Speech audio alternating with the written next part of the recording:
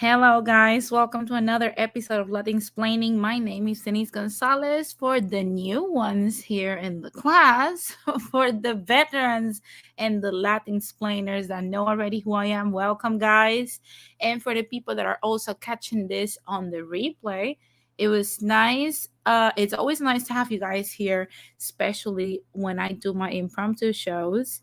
I also want to say hi to all the people that are listening to Latin explaining through any other podcast platform like Apple Podcasts or Spotify. Thank you guys for your support. We know so far that we are reaching beyond the US more people, and there's Latin explainers international now. So thank you guys for your support. It is a pleasure and an honor to actually have you guys listen to me and allow me a little space, a little corner in your homes. Now I see that a lot of people already started the chat. You guys are chatty on the Saturday. I see that Jose, Puerto Rican, Don Armando, my beloved MK, Johnny Mills, the introvert Boricua. What's up, Ramon? Rakim is also here. What's up, guys? Thank you for starting the chat already. For the ones that are coming in, I want to remind you to hit the like button. And if you have not subscribed to Latin Explaining, it's time for you to do so. And I want to remind everyone because a lot of people always tell me, like, oh, like I come late. Hey, you come in late because you have to, when you hit the button of subscribe, you have to hit the bell for notifications and put all. So every time I go live, don't miss it because it lets you know in advance. Look at what Kim is saying. We're some chatty patties in the damn dash boys. Yeah, today you guys are chatty. I love it. I love it. I see that Puerto Rican asked me for the people that missed the special announcement that I made when I came back last Sunday. Um, my episode on Spanish is coming on September 11th, and you might ask yourself, like Puerto Rican is doing, why so long? Oh Lord, trust me, this year has been a year of crazy surprises. I have so much going on. So it's gonna have to be a little later in the year. So it's gonna be for the fall. I'm prepping a few things for you guys, and I'm also doing some stuff out here in my personal life. So of course it's going to be a little longer, but it's going to be very much worth it. That I can tell you. And yes, definitely we do need to have those conversations in Spanish. But I'm gonna start linking the channel, plugging the channel in the description box once I finish, and I'm gonna start doing it on every show from now. So when you guys, um, if you want to subscribe to the Latin Explaining in Espanol, or if you know people that know Spanish but don't know English, or enjoy just Spanish conversation, make sure that you send them over to Latin Explaining in Espanol. Now, guys, let's just get this show started because today I know people might not understand what I'm talking about, but today, um, oh, look at MK giving me orders from afar. He's already like the link in now. I can't. I'm live. Hi, Marcel. What's up? Marcel just entered the chat. Shout out to Marcel, guys. Let's get this show started because, like I said, I want to talk about certain things, and you guys know I talk a lot. So let's get this show started. Take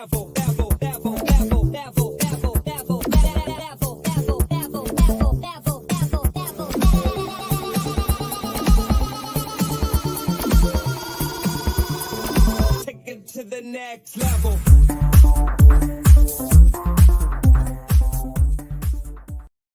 Hey guys, so basically, I'm sorry to have to say I told y'all so, but as usual, this past Thursday, Ricky Martin, El Astro Boricua, was cleared out of all of the charges after. Well, this is how it happened. Wednesday, his nephew made another accusation saying that Ricky Martin threatened him and called him. However, when it came time to present proof, he did not have any proof, and Ricky Martin had proved that he was in LA. His phone records don't show any contact whatsoever. There was never a relationship among the two. But what this kid did is that before accepting defeat, he decided to withdraw his charges. So Ricky Martin doesn't have any outstanding restraining order in Puerto Rico at this point. And this is some of the declarations that he did after what was, going on with the whole case. For 2 weeks, I was not allowed to defend myself because I was following a procedure where the law the law obligated me not to talk until I was in front of a judge. Thank God this claims were proven to be false, but I'm going to tell you the truth. It has been so painful. It has been devastating for me, for my family, for my friends. I don't wish this upon anybody.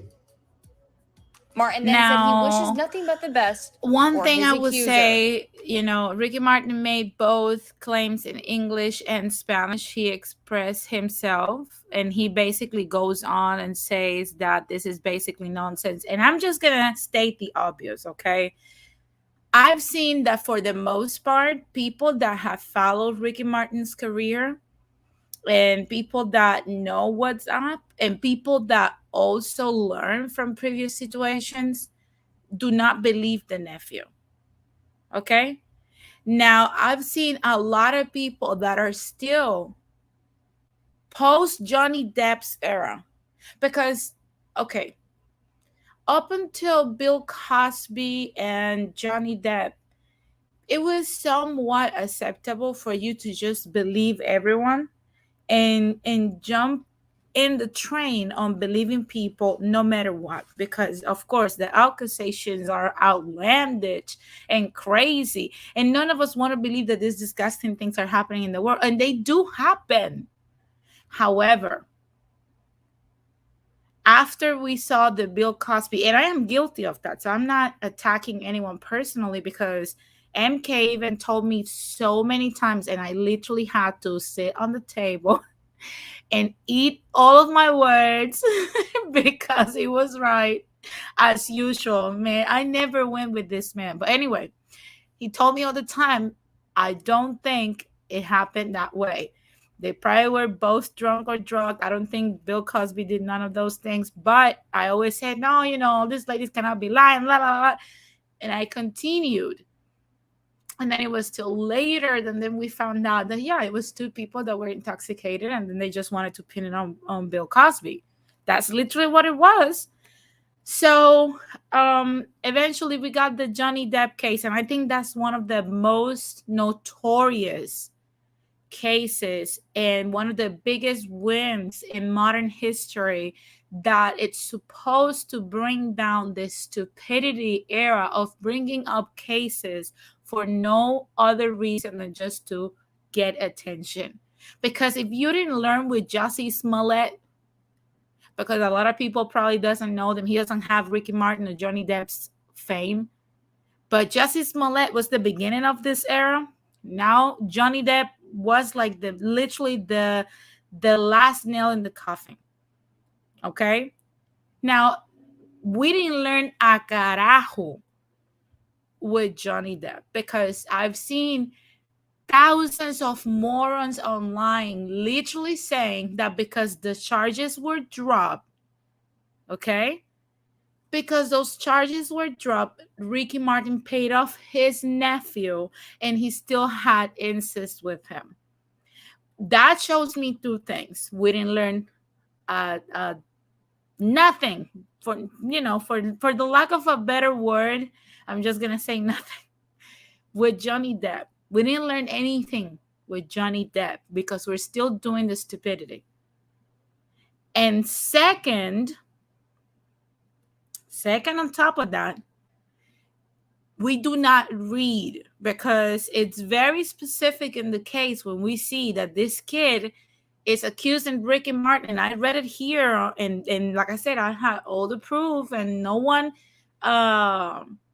No one can say I didn't show it because I show all the paperwork and all the case numbers and all this stuff. This kid is the kid of Ricky Martin's house sister that has a mental condition.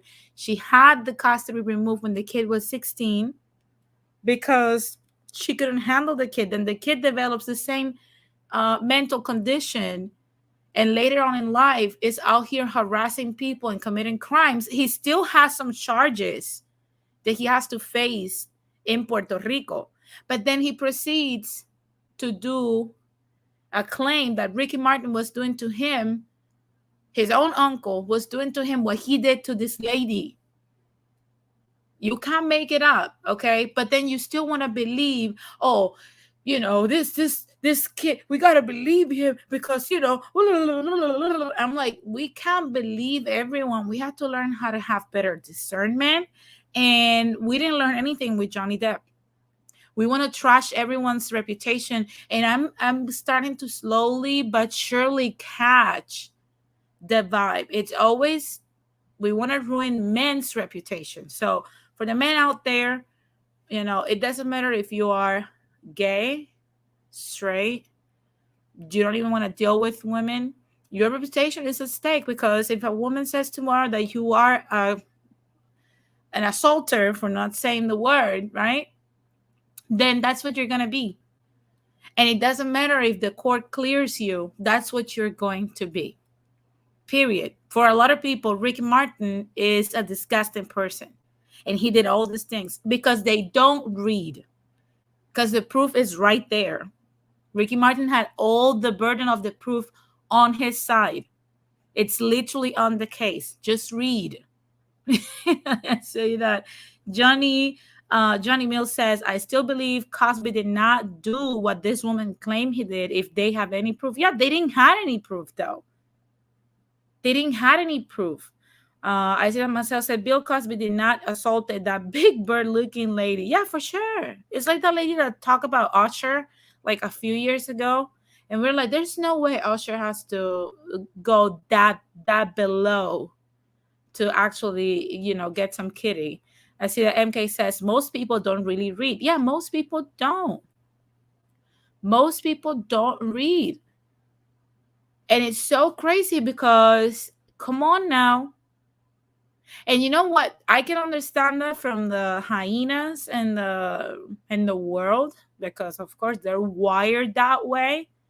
But if you're a dude, gay or straight, if you are a dude and you are in this train, I expect it better from you. That's all I'm gonna say. That's all I'm gonna say. And with that, guys, we're going to move on to not greener pastures, but a little bit weirder pastures. And I don't know if you guys have heard the news, but this morning we woke up to another reason to be scared. Well, not me, I don't care, right? But the monkeypox outbreak has been declared a global health emergency by the World Health Organization. The classification is the highest alert that the WHO can issue and follows a worldwide upsurge in cases. It came at the end of the second meeting of the WHO's Emergency Committee on the virus. More than 16,000 cases have now been reported from 75 countries, said WHO Director General Dr. Tedros Adhanom Ghebreyesus. I'm going to try. Ghebreyesus. Well, if that's not his name, I am sorry. I only know English and Spanish, and if that, I don't know that last name. But he said there have been 5 deaths. Okay. Can somebody tell me what's the percentage of 5 deaths among 16,000 cases? Okay, 5 deaths so far as a result of the outbreak, he added. And I said on my commentary that monkeypox has been declared, by the WHO. And it's something crazy because it's the first time in history that we have had 2 major health emergencies in the modern world. Okay. 2 world health crises in less than 2 years. But what's crazy, I love what Ramon said, less than 1%. Yeah, less than 1%. Is that both of these so-called health emergencies have a mortality rate of way less than 1%. Look at MK. 0.000001. Okay? So at the end of the day, guys, now I don't know if you guys remember when I reported probably like I don't know, like a month ago, when we were having the political porn show with the insurrection of January 6th, that what was being masked up and all these mass shootings and stuff. Not that they were not important, but nothing's gonna get done. Let's keep it real.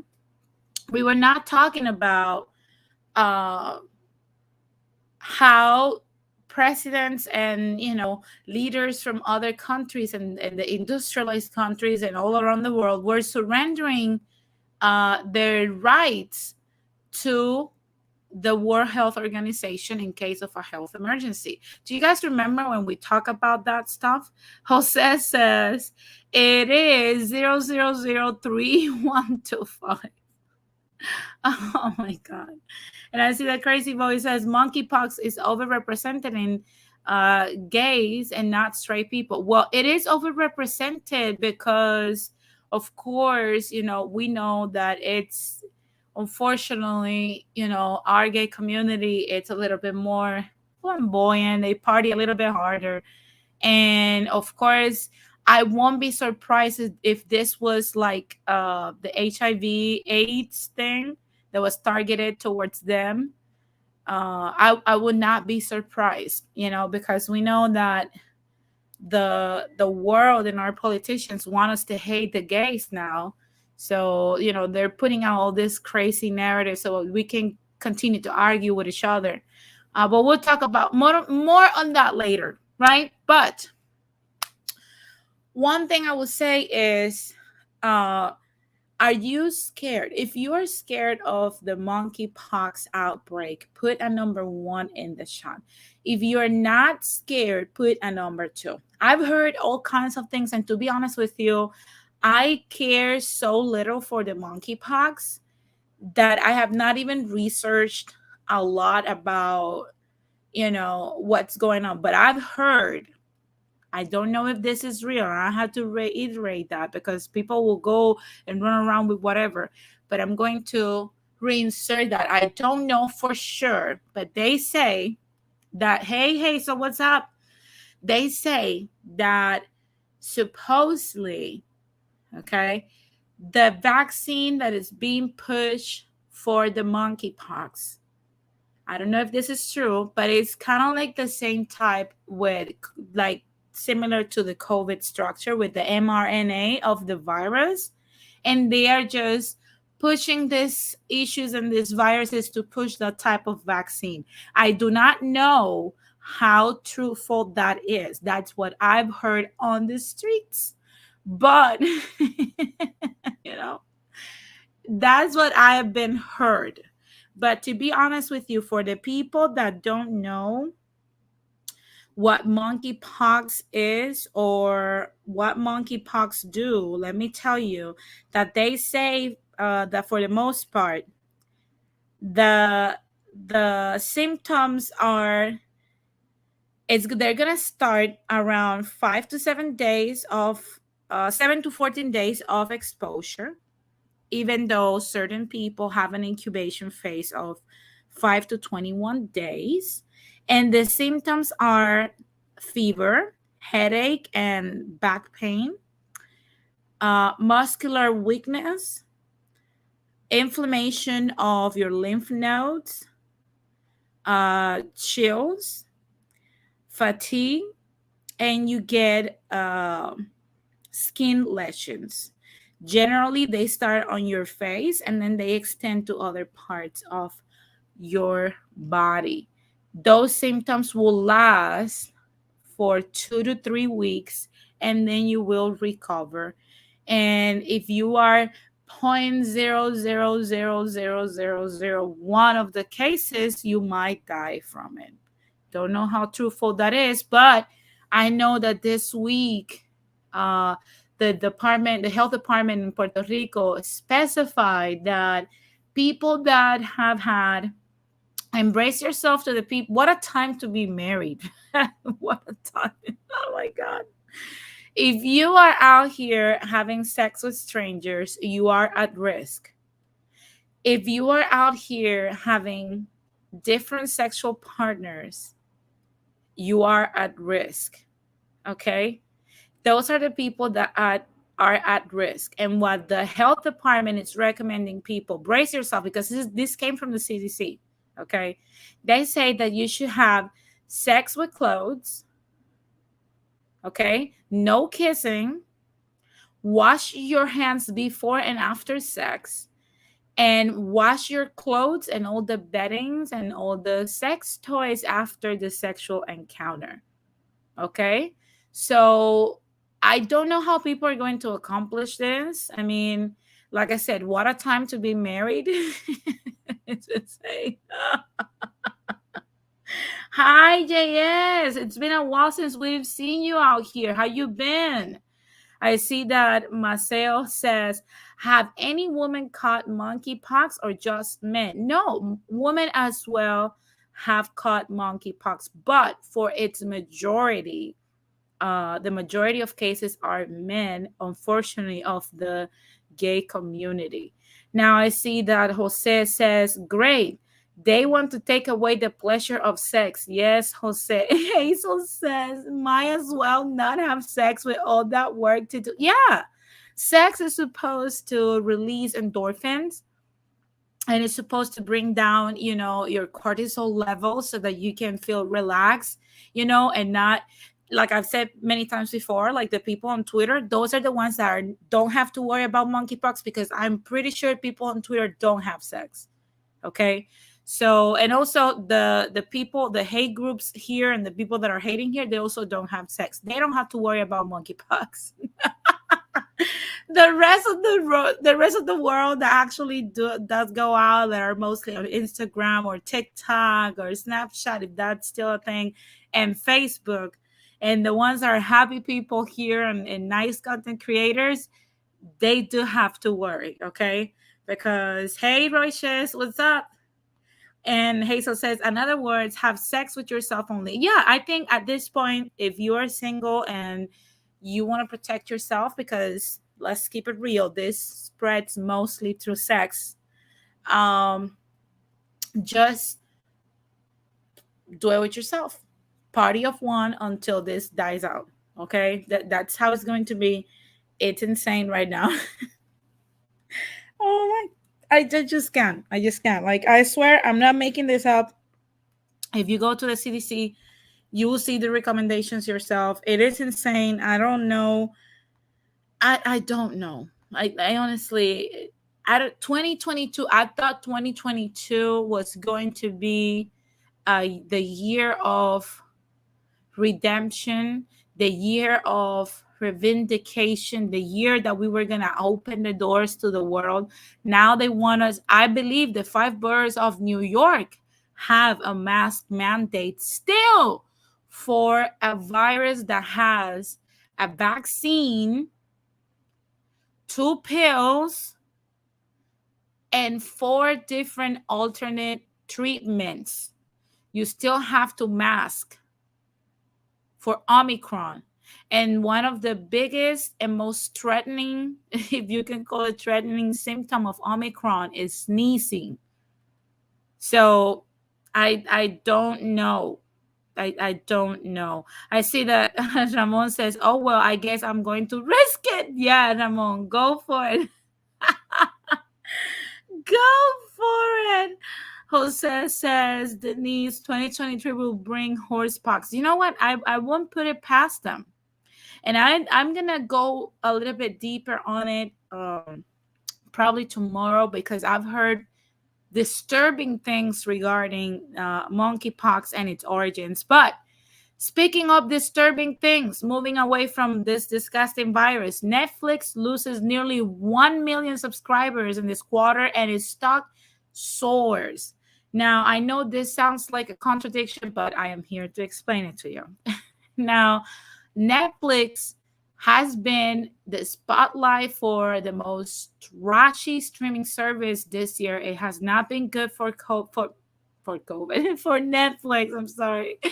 It has not been good for Netflix because in the first quarter of 2022 they lost 200,000 subscribers in the first quarter of 2022, and they projected, and people might think this is a contradiction, they projected that in the second quarter, because they saw the decline, that they were going to lose 2 million subscribers.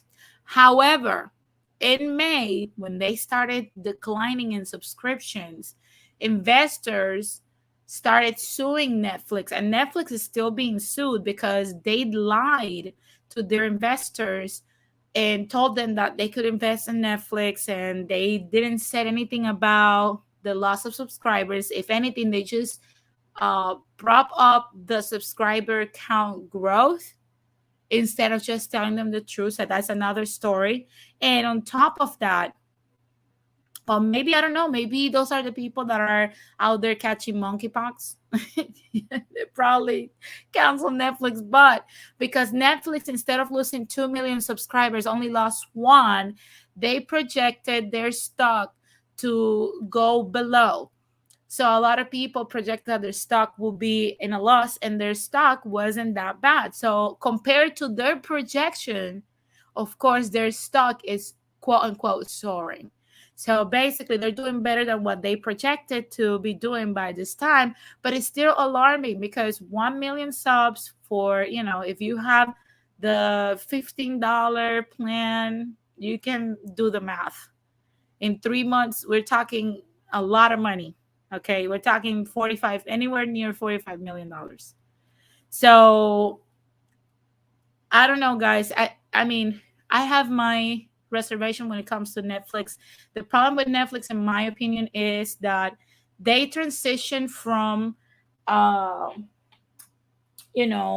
license rerun material, which was their first approach to things, to creating Netflix original content. And I think aside from Ozark, Stranger Things, I don't think they have like this great content anymore.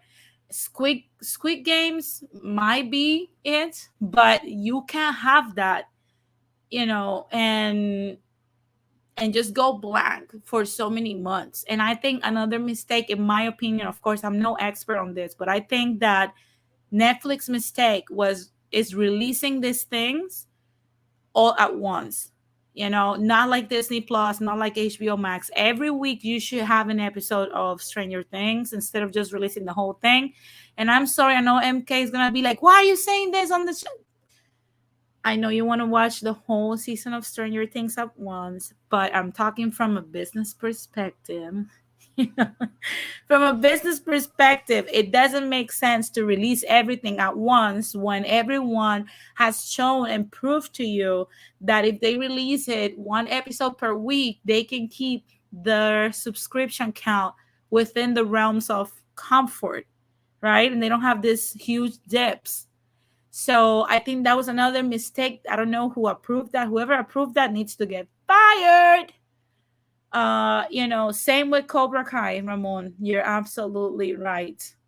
I see that Pan Rican says they really need to just focus on make the content that the viewers want. They've canceled several projects that were actually good, like Gentify, for shows that suck ass. Yeah, absolutely. Gentify was really good, but I believe there was a sector of the Latinos that were talking crap about the show. The show was really good. And if you think that we Latinos don't look like that, you are insane. Okay? You are crazy if you think we don't behave like the Gentify thing. Okay? We do behave like that. I enjoy Gentify as well, but I mean, I don't know.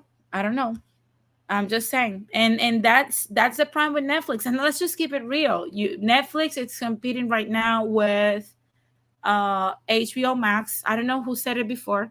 There was somebody that commented that, but in reality, a lot of people. I mean, HBO Max. Oh, Johnny Mills said it. People starting to go to HBO Max. HBO Max is one of the most complete platforms out here. Of course, their app still sucks from time to time, but when it comes to content, no one tops HBO Max. I think the only one that's fighting with it is Disney Plus, because we have, of course, the Obi-Wan Kenobi, the Book of Boba Fett, the Mandalorian, the all the MCU movies and all this stuff. So of course, Netflix needs to bring it.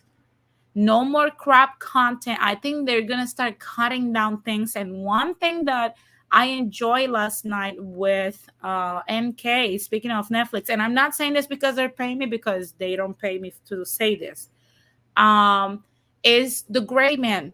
If you have not watched The Gray Man, which is one of the biggest blockbuster movies that Netflix has invested in, you got to watch The Gray Man. That is a great movie in Netflix. If you don't have Netflix, then ask your primo or your tia for their passcode and play it. That's all I'm gonna say. Now, to close this whole Netflix madness, Netflix announced that to make up for the loss of the subs, they're going to be adding ads, which is something that they have gone against since the beginning, with a cheaper subscription for people that are okay with ads or don't want to pay the big bucks to not have ads on Netflix. They're also, I believe they're going to charge now for you to share your password with family plans. So you're going to get charged a fee if you share your password with another household. And I don't think they should do that, because they try to do that in Chile and Netflix went down in Chile a lot. But definitely that's something that's going to go for 2023. I believe they're going to do the shared password towards the end of 2022, and towards the beginning of 2023 they're going to be doing the ad situation. So brace yourself for Netflix to depreciate even further, because I don't think, if you don't want to watch Netflix without ads, what makes you think you want to watch it with ads? I mean, they didn't literally thought this through. I see that Pan Rican says those complaining are the same ones that are saying that we need better representation. Yeah, they're insane. Gordita Chronicles is a great show as well, and it's on HBO Max. I watch it completely. It's actually really funny. If you are not familiar with Dominican culture, especially when they come here to the United States, you might want to watch the Gordita Chronicles. Okay, so definitely, definitely a show that you might wanna watch on HBO Max. I mean, sorry for Netflix, but what can we do? Now, guys, that has been all for news today. Like I said, you guys know I talk too much. Let's just keep it moving.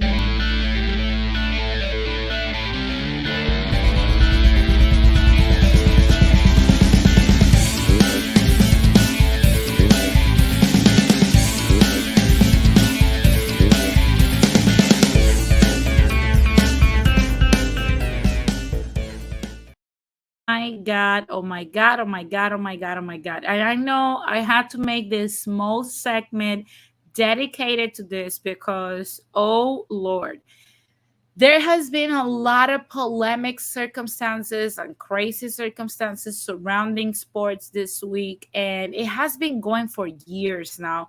And I'm pretty sure you guys heard about it, but I need to touch base on it because I know a lot of people are pissed off. But unfortunately, this year, Leah Thomas, a transgender woman that won, of course, I don't know if you guys remember her case when she won on the NCAA swimming competition.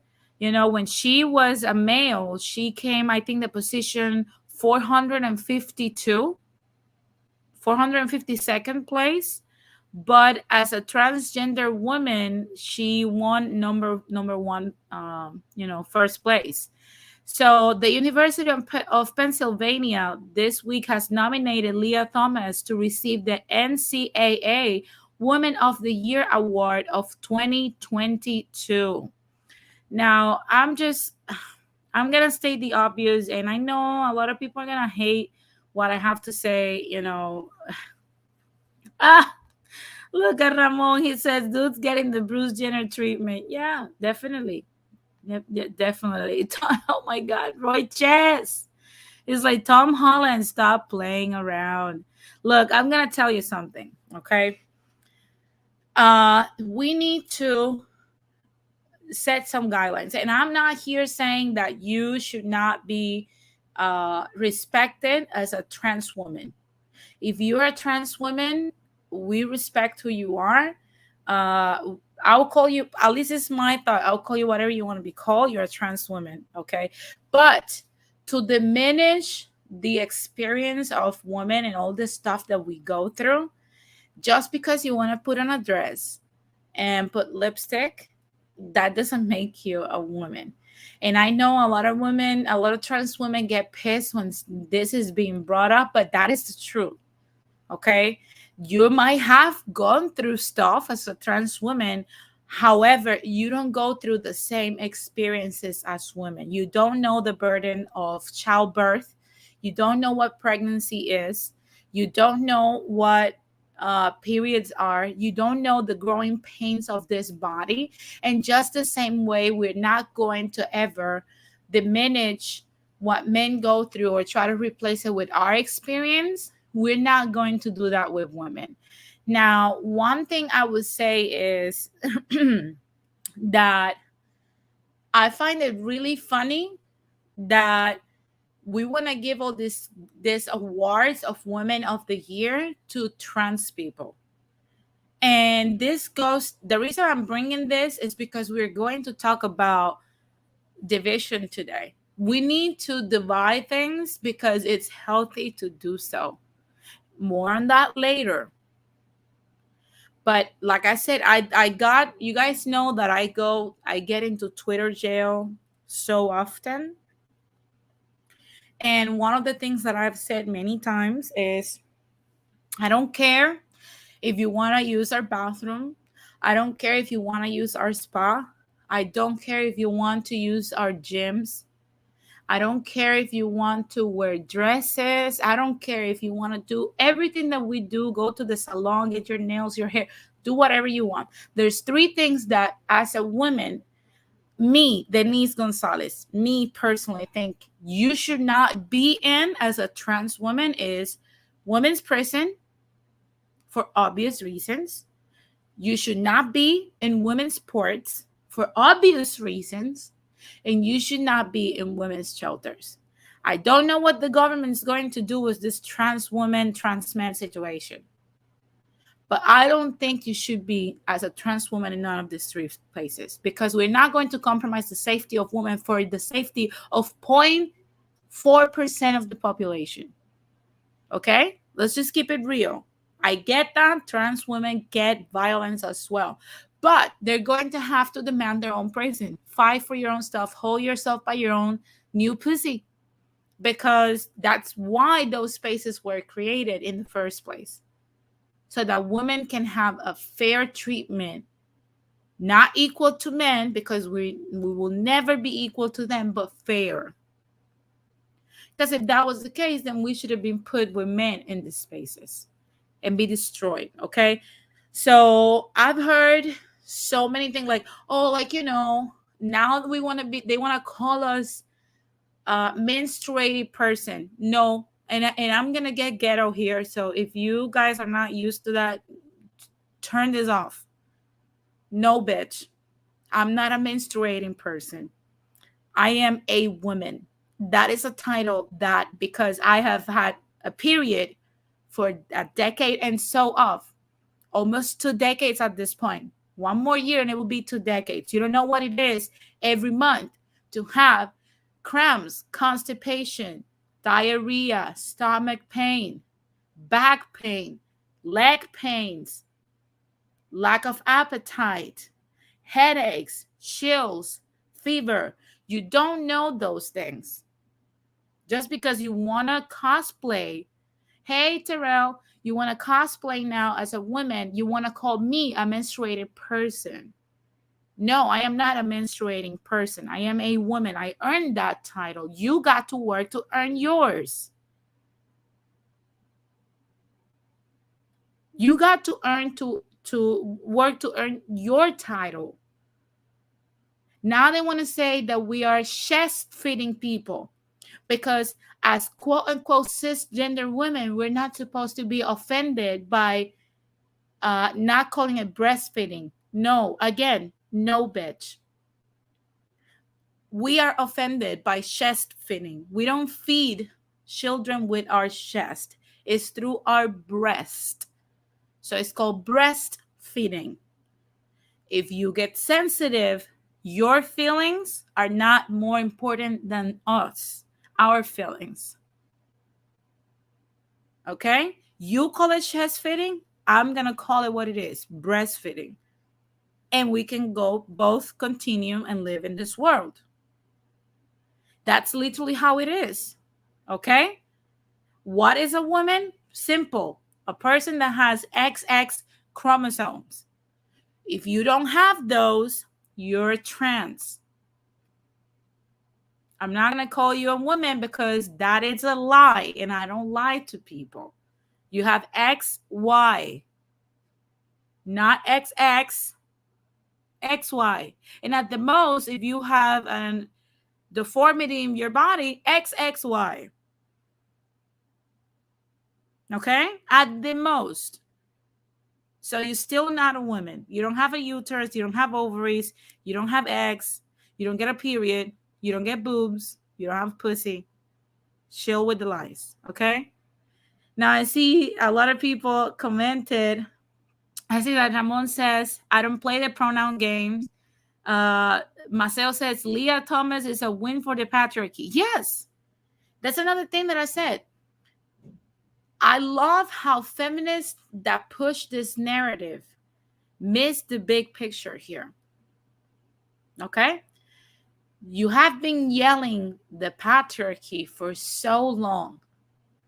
But if a man feels that they belong in a skirt and they feel like a woman, they can come to our space and erase and push us out of our own gender and erase who we are in our identity because men's feelings are more important, right? Then, bitch, what you're talking about the patriarchy? You know, I don't get it.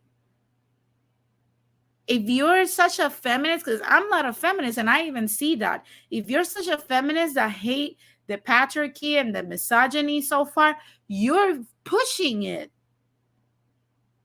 I've never seen heterosexual or even gay men do this to women at all. Never. But those men you hate, those men somehow are the quote unquote misogynists. But then the ones that are erasing your own gender, erasing who you are and your identity and the things that you do and that your body uniquely can do, those somehow are not the ones that are enforcing patriarchy on you. Make that make sense.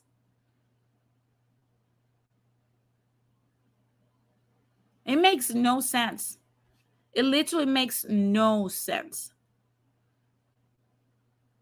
I see that Pan Rican says, this is actually matriarchy because we're the ones that push this, not the men. Women like to push it off the men when it's really women. Yeah, it's the matriarchy. But the thing is, have you tell a trans woman that they're not a woman? I have. And I thank God it was on Twitter because otherwise I would have gotten stabbed. These people are the most, and I'm not saying all trans people. Let me clarify. There is a sector in the trans community that is this aggressive, because I'm not going to do them all like that. I've seen a lot of trans people that say this shit don't make sense. Okay? They're not going to come to our space and tell us now we're cisgender. What the fuck is that? I'm not a cisgender person. And then another thing, you want to be accepted. And I get that. Everyone should be entitled to be tolerated in society. Maybe not loved, respected and tolerated. Absolutely. Now, my thing is, why you go everywhere that you go announcing your sexual orientation, your sexuality, and the things that you do? You don't have to hide. We don't hide as heterosexual people, but we don't present ourselves like that. Every time we see a person of this new wave, and I'm talking about xennials for the most part, because that's where this shit is coming from. Xennials for the most part, I'm talking 27 and younger. For the most part, there's still millennials that are doing this crap, but not in its majority. It's mostly xennials. You start introducing yourself by, I am queer, non-binary, femme, transsexual, trans whatever, this, member of the LGBT community. How about you present just your name? I don't give a fuck how you use your dick or your pussy. I don't give a fuck what you do after hours. I don't care what you feel like in the intimacy of your life. I honestly don't care. All I care about is if you're a good person or you're a freaking asshole. I don't care what you do with your sexual organs, how you feel about your sexuality, how you feel about your effing gender. I don't care. Show me your character. I don't care about what you have inside you. That's for you and whoever deals with you. I am so tired of this. Lead with your character, unless your character is a piece of shit and that's all you have, your pronouns. Hey, Inquisidor, what's up? That's just how it is. I'm so tired of this. And I'm so tired of the people that keep calling this people women of the fucking year. No, they're not. They're not. And I don't care how many surgeries you had to change yourself. You're not. I might want to be a cat. I can put paws and make stiletto nails on both my feet and my hand and get all the surgeries. I'm still not going to be an effing cat. But I feel like it. But I'm not going to be a cat. You might feel like a woman. I don't know how the hell you feel like a woman, because you've never been one.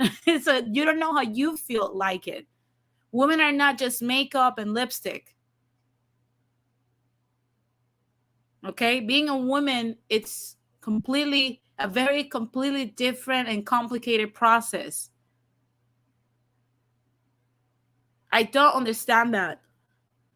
I don't get it. Oh, I feel like a woman. How? You've never been one. You mean you like how we look and you would like to emulate that? That I can understand. You might look like one, but you're not one. Okay? Let's just keep things straight. And if that offends you, good luck. Good luck. Good luck. Okay? So I don't know when we're going to end this stuff, but you're telling me that women like my mom, my sisters, my aunts, all the women in the world, none of them are a better woman than Leah Thomas. That's what this bullshit NCAA is telling us right now. None of the ladies here today are a better woman than Leah Thomas. No one else. No one else. That's what's going on. Okay? Hey, Sol and Pana, you guys are not a better women than Leah Thomas. I see that Hazel says, if we're going to be called menstruating person, but many of us don't do that anymore. So what does that make us now? No, you're nothing. You're thin air. That's basically what we are. We're either menstruating person or a person with the capacity of pregnancy. That's what they want to call us. I'm like, I'm sorry, honey. I don't want to do mental gymnastics. I'm a woman. If you can deal with that, go live in a cave. This is why I believe in separating certain things, and people that think the same way probably should go live in a different space. I mean, people from the Mayflower did it, right? They wanted to pray something different than the British, and they came here. Then, I don't know, go probably to Antarctica and form your community over there. That's just how it is. That's literally how it is. Because we're not gonna turn into a marshmallow when we get our menopause. Okay, so I'm sorry. I see that Marcel says Gavin Newsom is trying to get Floridians to move to Cali so they can be free. Yeah, I mean, look, whoever wants to move to California instead of moving out of California, like we're all thinking, uh, then you probably should be in California. If you love it here, if California attracts you for its politics, you belong here. And I support everyone that wants to come here. You belong here. Okay, in this madness. But I want out of this train. That's all I'm gonna say. And guys, I mean, I'm sorry that I went on a little rant there, but come on. I don't know if you guys are tired of this, but I am tired of this nonsense. You know, and they're like, oh, a man can get pregnant. Look, come on, man. Men cannot get pregnant. Trans men, yeah, they can. Have you guys ever wondered why? Have you guys ever wondered why we've never had a transgender male win over the males? You know? So I don't know. I'm like, that never happens with the male. I've never seen transgender men winning competitions like this, becoming men of the year. And it's like I asked before, if I stopped shaving my legs for a year and my armpits, can I be a man? Can I have the award of man of the year? That's how I'm gonna leave it. If you think I can do that, then let's go for it then. If not, get the smallest violin and shut the hell up. That's all I'm gonna say, guys. Let's just move, because like I said, I've talked too much. Let's just move to the main topic.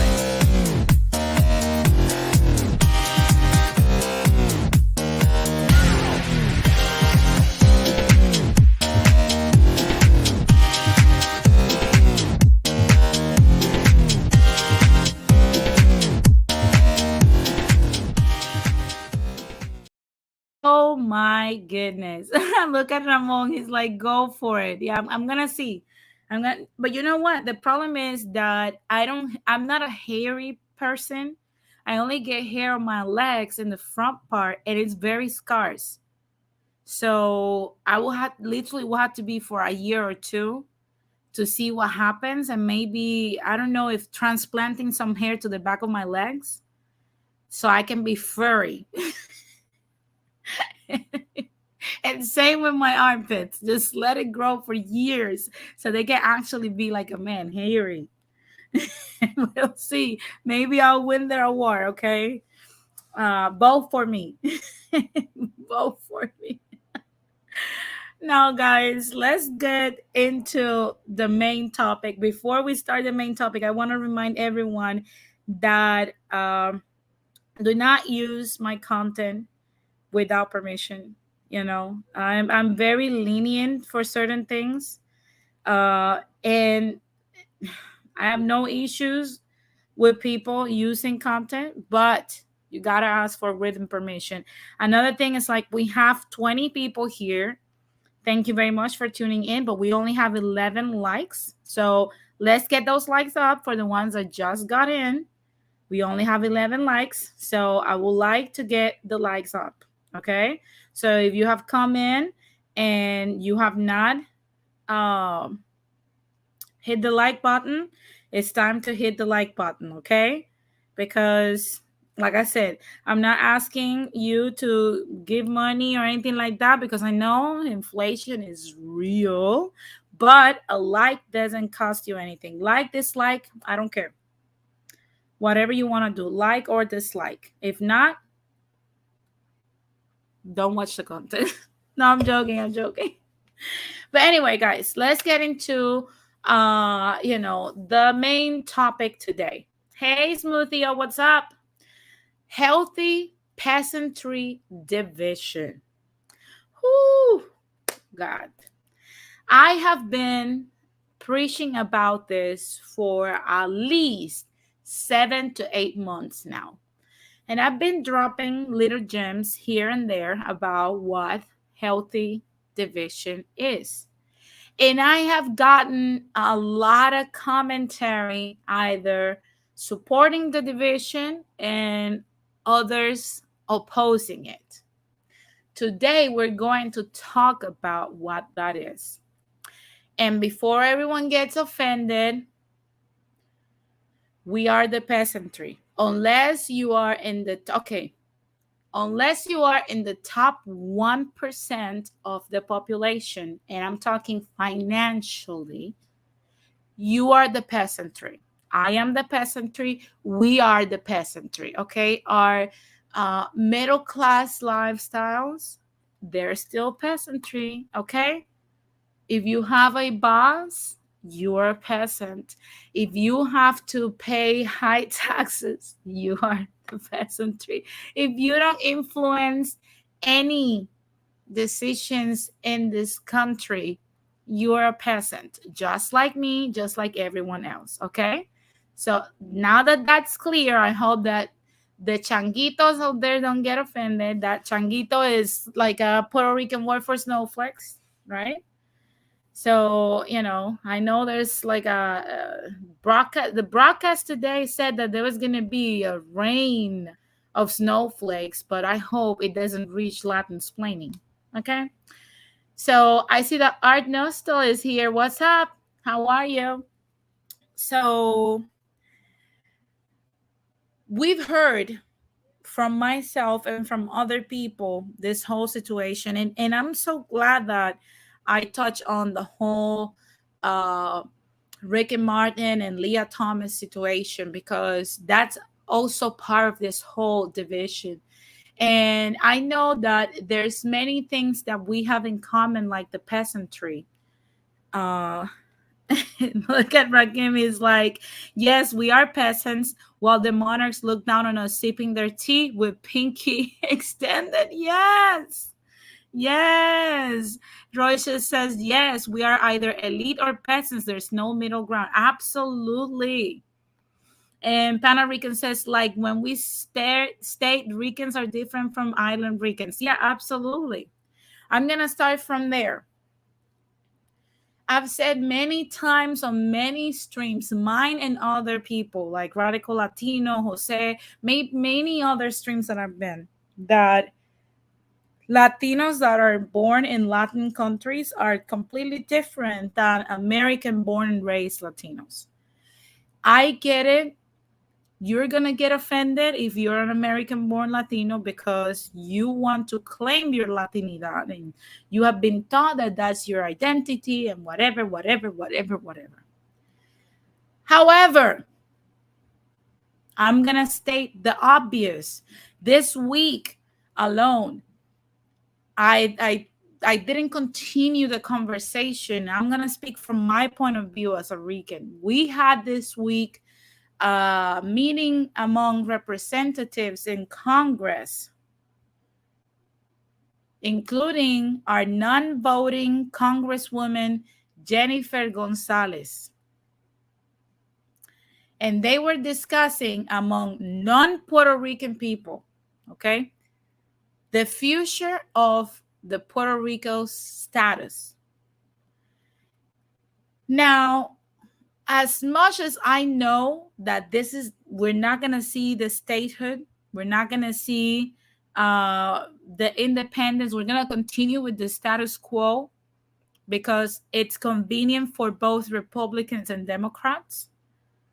Okay. And the people that are in power are non-Puerto Rican people, and that's a topic for another day. I've seen a lot of people here that are born of Rican descent pushing statehood for Puerto Rico, when the majority of Rican born and raised push for independence. Okay? So it's so crazy to me that when you tell people these things, especially Ricans from here, they believe that they know what is better. And I've had one that told me, oh, like, I understand you guys pro-independence Ricans because you guys are scared that the culture is going to die. And that is the biggest fear. But he was like, but look at us out here. Here in New York, the culture is very much alive. You see flags everywhere. You see people playing domino and blah, blah, blah, blah, blah, blah. However, I've said it many times. When you put a Rican from the island next to a Rican from the States, they don't think or even behave the same way. Do we have similarities? Absolutely. That's undeniable. If somebody says that, they are on drugs. We have similarities a lot, but for the most part, our cultures are different, are completely different. Now, there's two things that I will point out. We don't say these things out of hate. And I think that's the confusion that many people from the States get. And this is not only amongst Ricans. I talk about Ricans from the island, Ricans from here, mostly because I'm Puerto Rican. But I've seen this with Mexican. I've seen this with Panamanian. I've seen this with Cuban. I've seen this with Dominican. I've seen this with Guatemalan, Peruvian, Colombian, Venezuelan, all of Latin countries, even with Japanese and Chinese from here. What you need to understand is that unless you are right now packing your bags to embark on a journey back home to your respective country and stay there till you die, you are going to need to focus over here where your issues are at, where your community is at, not over there. Forget about over there. You don't live there. You don't know what's going on. You don't know how things that you might think will affect people over there. So focus on here. And I'm using the Rican experience to explain this to people to the best of my ability. Division is healthy. Division is healthy. I've even said it when it comes to Latin America, that Mexico and Central America, South America, and Caribbean Latinos should be three different aspects of Latin America. And I've been called divisive, a hater, whatever, but let's keep it real. For the morons in the back that don't know what I'm talking about, that you think that Caribbean Latinos don't have almost the same interests. We do. Our cultures might differ a little here and there, but we have the same enemy. We have the same issue. We are islands in the middle of the sea that the U.S. is watching like a hawk. And if you think that because the Dominican Republic is not a U.S. territory, well, let me tell you something. It has been considered. And I wouldn't put it past them. Just wait till the DR prospers a little bit and you'll see it. Okay? We're different people, and that it's okay. And we need to focus on the interest of that people. Mexican and Central American have issues, mostly at the border of the US, mostly with narco states. That's their biggest issue. Their biggest issue is that narco states. The majority of narco states are in Central America and Mexico. They are literally land and land grinding against the US. They have different issues than us. They should go and deal with what their interest is at. We can't continue to be a conglomerate. South America has different issues, completely different than those of the Caribbean. Completely different.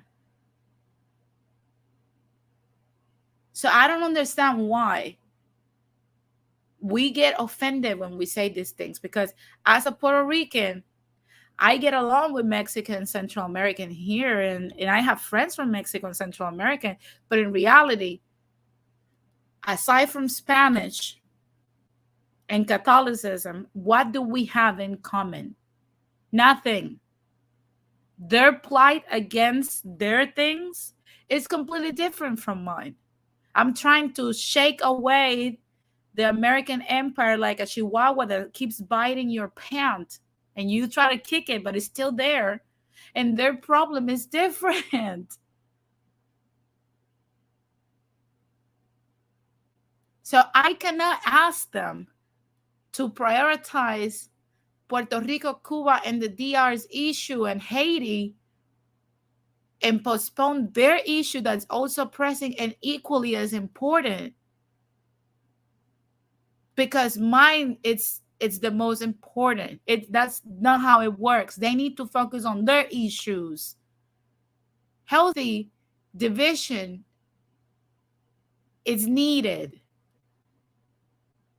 Now, that doesn't mean that I'm going to look down on people. That doesn't mean that I'm going to not unite with people for certain things.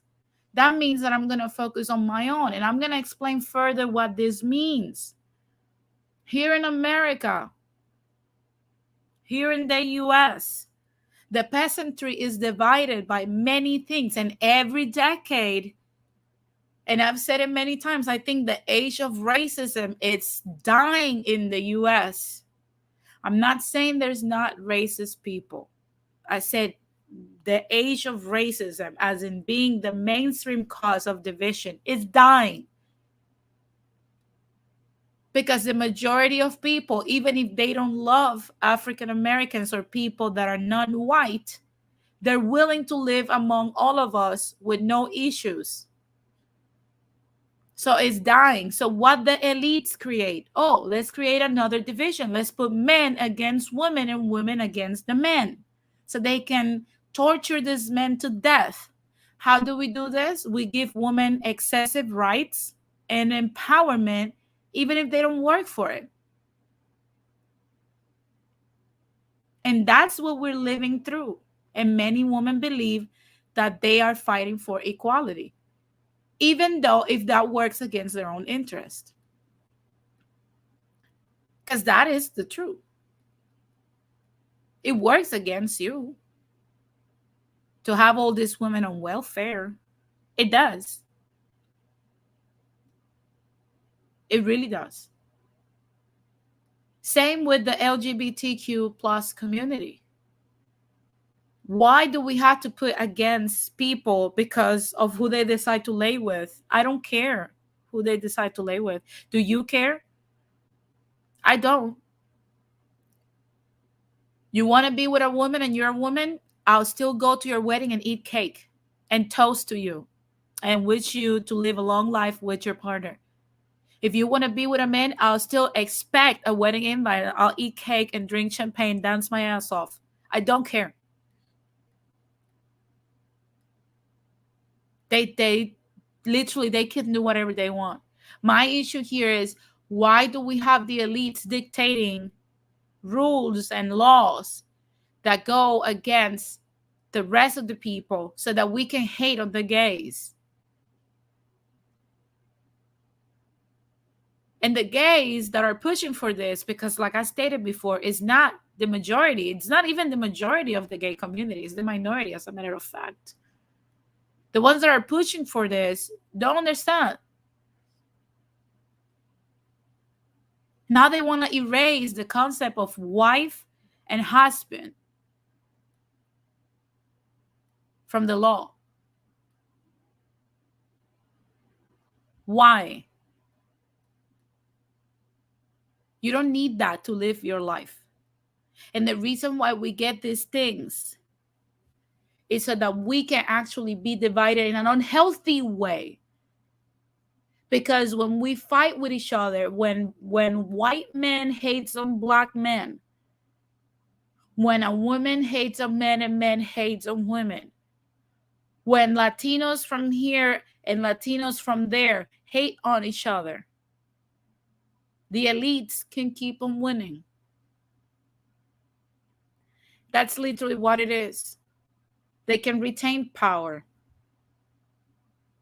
And I've heard, and this is why I laugh at slow taps when they keep saying, oh, Latinos are the fastest growing majority here in the US, and we're gonna take power and we're gonna bring down America. You idiot. You're not. You need to abandon your hatred for black people, because you need them. And I know that sounds crazy to a lot of them, but you do need them.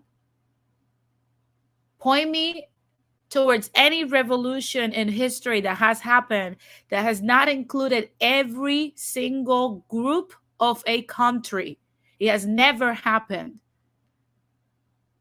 You need them. They don't need you.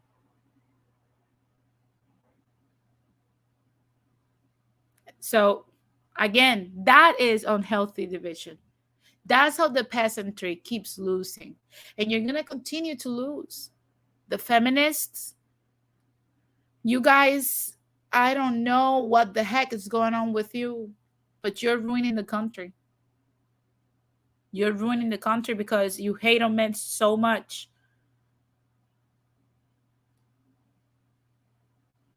You hate on the men so much, and you do not realize that everything that you hate about this country, men can fix it. If you just stop, shut up, and just sit down somewhere, go play in traffic or something. That's literally how it is. Name me a revolution that has been led and won by women, groups and battalions of women. None, zero. It doesn't exist. Men do that, not women. So unscrew your penis, because it's fun to be a girl. That's literally how it is. Inquisitor, if you put that stuff over there, if you put one more comment like that, I'm gonna have you out. We don't do hate commentary here.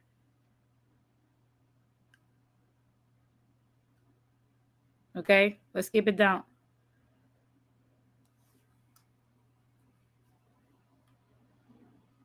So yeah, it's literally that way. And now we hate on everyone. Oh, we wanna be the kings of the world. And I understand, and my Latino brethren, because I focus mostly on us Latinos out here, even though I know I have African Americans as my public as well.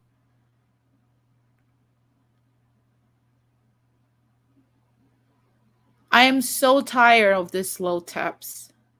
I am so tired of the Hispano tips. I am so tired of y'all and your stupidity, because you keep setting us back.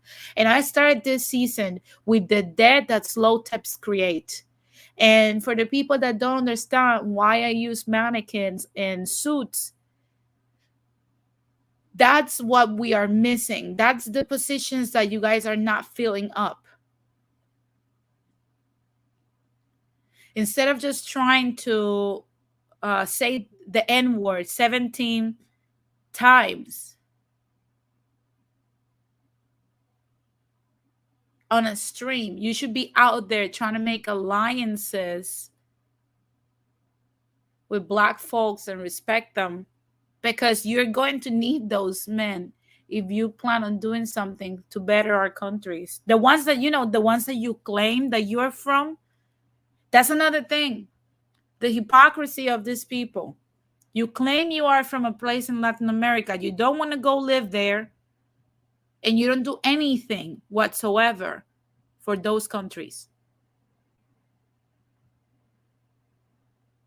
And I've heard from people, especially from my collective, the Puerto Rican collective, oh, when Hurricane Maria hit Puerto Rico, we send cans of goods, we send a little money, and we send water over there. Yeah, and Mexicans repair the power grid. Should we be Mexicans and allow them to be Puerto Ricans now?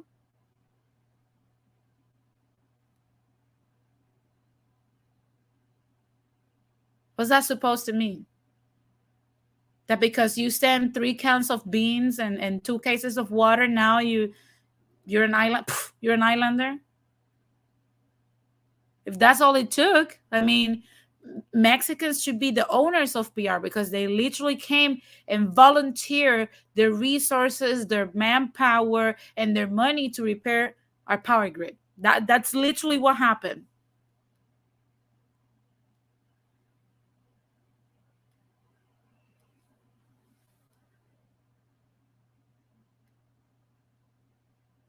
So the same people that claim, oh, we are the same, we are not the same. Fight for your own space, because, and that's before I let people come in. You're going to notice that as a Latino in America, when you start focusing on the problems that affect your community here, I don't care if it's the Chicano community, the Mexican community, because I know not everyone wants to be Chicano, if it's the New York, Florida Rican, Texas Rican, the Peruvian American, Dominican American, Cuban American, it doesn't matter which community it is. When you start building up your people here and focusing on your issues, you're gonna understand who's the real enemy. Same goes for these feminists and the diverse steps and the swirlers and all these women that are out here out of control. When you start focusing on yourself and stop talking shit about the man and the patriarchy and the misogyny and start working on you, you're going to realize who's against you. Same goes with the men hating women, because those exist as well. When you focus on yourself and you realize that you can't go further, you're going to realize who's keeping you from moving forward. The gays, when you focus on yourself and your internal issues and the external issues in your community, making them better and making your community strong, you're going to realize who's putting people against you. And for the Latinos that live in Latin America, when we focus on us and stop trying to kiss America's ass, and we start working and we realize who's interfering with our politics, instead of attacking our own people and destroying our own people at home, you're going to realize who the enemy is. And you know what's the beautiful thing about that? Dear peasants, and for the white folk, I have a letter for y'all. I'm so tired of y'all too. I'm so tired of you white racist little chets. You're so dumb that you're still fighting with black folks. And you have never realized that during slavery, there was always poor whites. During Jim Crow, there was poor whites. During integration, there's poor whites. During the Rainbow Coalition, there was poor whites. Civil rights movement, there were poor whites. And today, there's fucking poor whites. Open your fucking racist eyes. We're not the enemy. Focus on yourself and you realize that we're not keeping you from stop being a poor fucking white. And I'm sorry for the insult, but it's true. We don't have even the power to stop making you a poor white. But you should focus on why you're still a poor white. Why there's still poor whites. When you start realizing, asking yourself that and focusing on your community, you're going to realize who's the enemy. And when all these freaking groups that keep fighting with each other and hating on each other for stupidity, we're all going to realize that the problem was never us. The problem was never us. We all have the same enemy, the elites. They're counting on you to stay divided. And I know I focus mostly on the Latino community, but I'm going to move a little bit to what we've seen in this recent week when we saw the situation with Jose Alba and that young black man that attacked him and he defended himself. And we saw the cult that's called the FBA attack Latinos and basically stating that defending your own life is racist. Meanwhile, you have ADOS people saying, we demand the charges to be dropped. So now not only black and white folk are divided, but people like Tariq Nasheed and the Professor Black Truth, if that's even his real name, these people are dividing the black community if black people need another effing division. These people divide you because what is one of the Roman Empire's principles? If someone can type it in the comment section, watch out for the people that divide you. Not in a healthy way, like I'm saying, focus on yourself. Focus on yourself.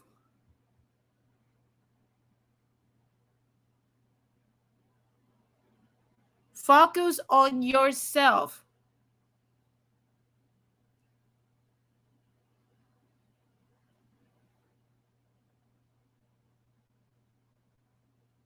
The Roman Empire remained in power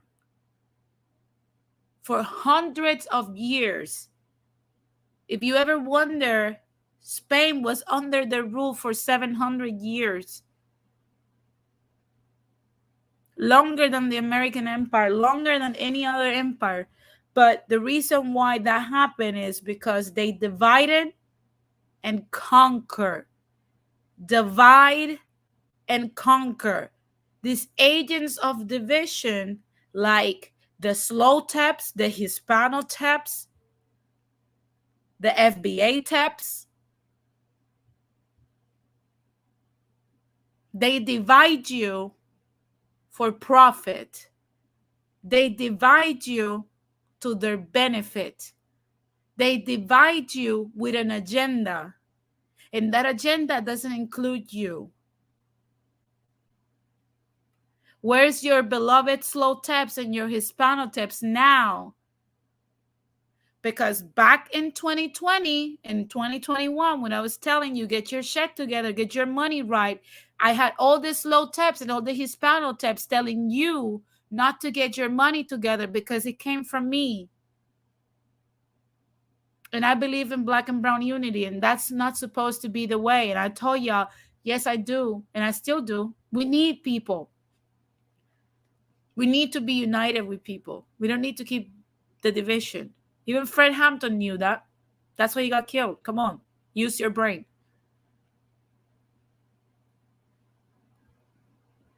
Where are the slow taps now and the Hispano taps now when your pockets are suffering? What? are they telling you to do with your money so that you can get a little bit of information and discuss economic topics to do better? Where are they now? And I'm not saying that I have all the answers, but at least let's get the conversation started. That's what I did all 2021. Oh, don't listen to her because we don't like her, and because she's anti-Latino, and because she likes the black people, and she's married to an African American, and she. Where are they now? Oh, I know where they are at. Burger King. That's why there's no streams in the Hispano type sector. That's why they can't come back, because they don't know what the fuck they're talking about.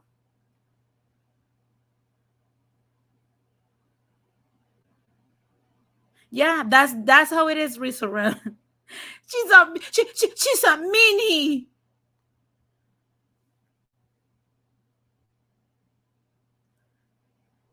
She's a mini, and that's the same stuff that right now we have Tariq Nasheed and this Professor Black trying to do to black folks.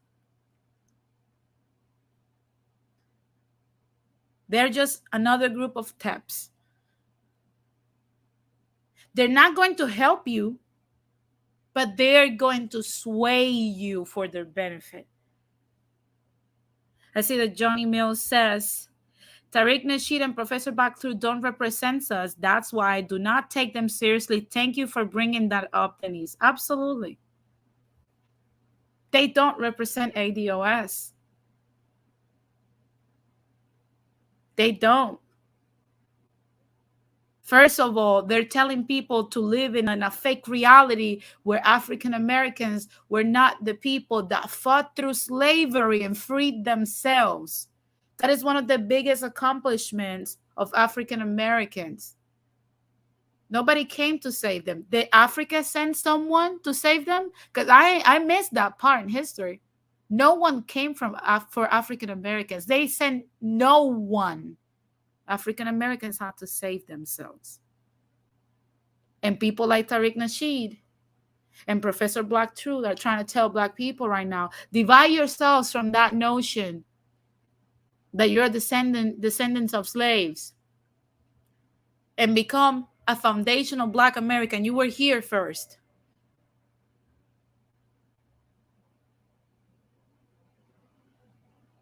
That's the division. And then you're supposed to hate everyone else that tries to tell you the truth. You're a tether. And the insult starts pouring down. Yeah, Inquisitor, Africa did sell their ancestors. They did. And when they saw what the British and the Spaniard and the Portuguese did with the African people they sold, did they send anyone? No. They didn't send no one.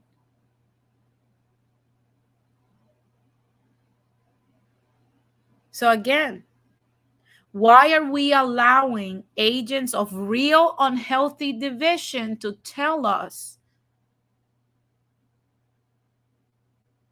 what we need to do? But then when people like myself tell you, focus on yourself and stop interfering with one another and stop hating on one another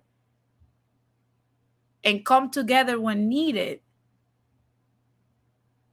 I get called divisive.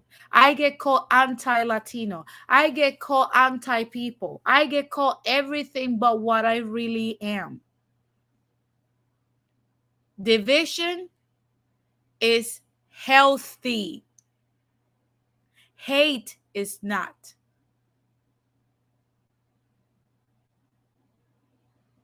That's literally the message today. We, the peasantry, how much more are we going to take from the elites? If you're so tired of the elites ruining your life, and each time they get more and more and more, and they get richer, and we get poorer. The life expectancy keeps shrinking down. The world keeps becoming more toxic. and you're out here being a racist little twat or hating on people because they're different than you, the math ain't mathin'. You make no sense. Like I said, name me a revolution in history that has happened with a fraction of the country. Never. Never.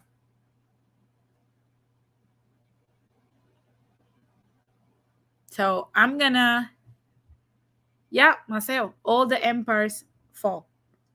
My question is, because for the French monarchs, all it took was Marie Antoinette to tell people to eat cake when they were starving.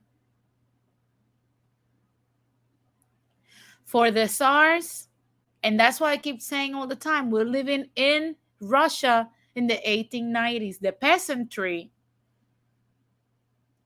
was starving while they watched through the golden gates the elites have lavish parties in excess.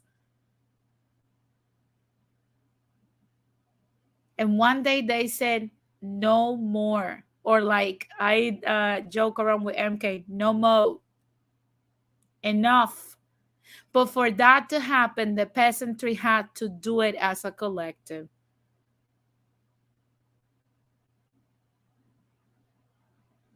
So hating, like these groups are teaching you, these agents of stupid division are teaching you,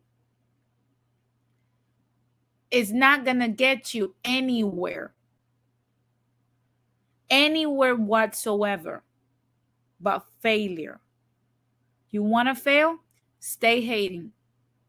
You want to fail? Still being a racist little shit. You want to fail? Keep being a feminist. Let's see how far you go. You want to fail? Keep being a gay hater, or keep being a gay person that hates heterosexual people. Never going to succeed. You need us for your rights. That's how the peasantry stays losing. That's how we literally stay losing.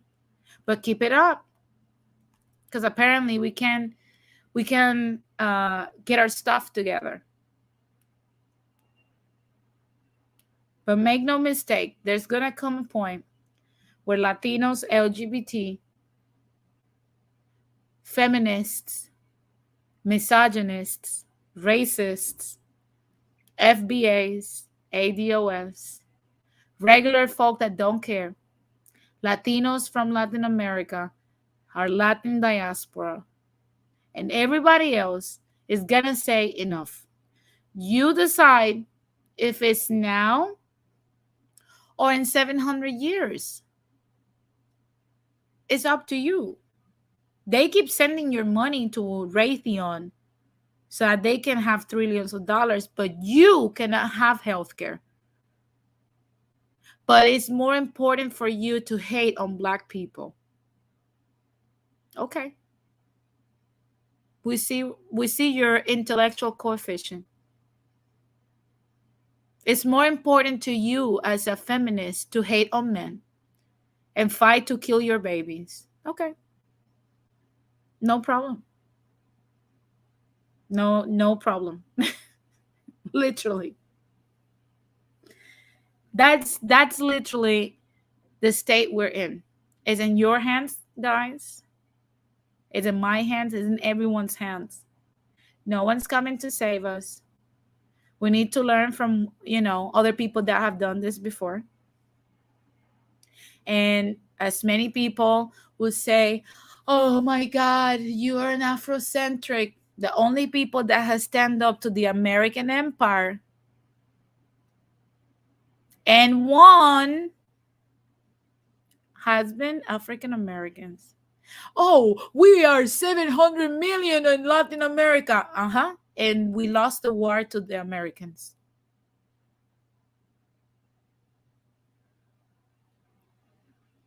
They can come in our countries, desecrate our people, desecrate our finances, take whatever they want, and we let them. 700 million. African Americans are 13% of the population, and put them in checkmate. Perhaps we need to learn from them. But if you want to continue to hate on them instead of sitting down and taking notes, then perhaps the precious Latin America you love so much can continue to suffer other 700 years.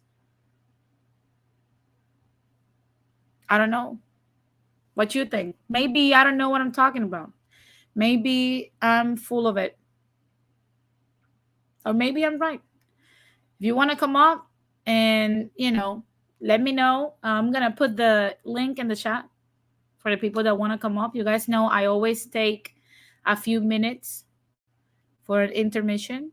So get your drinks, get your chips or your snacks or your fruits, your little apple little cantitos, and come back.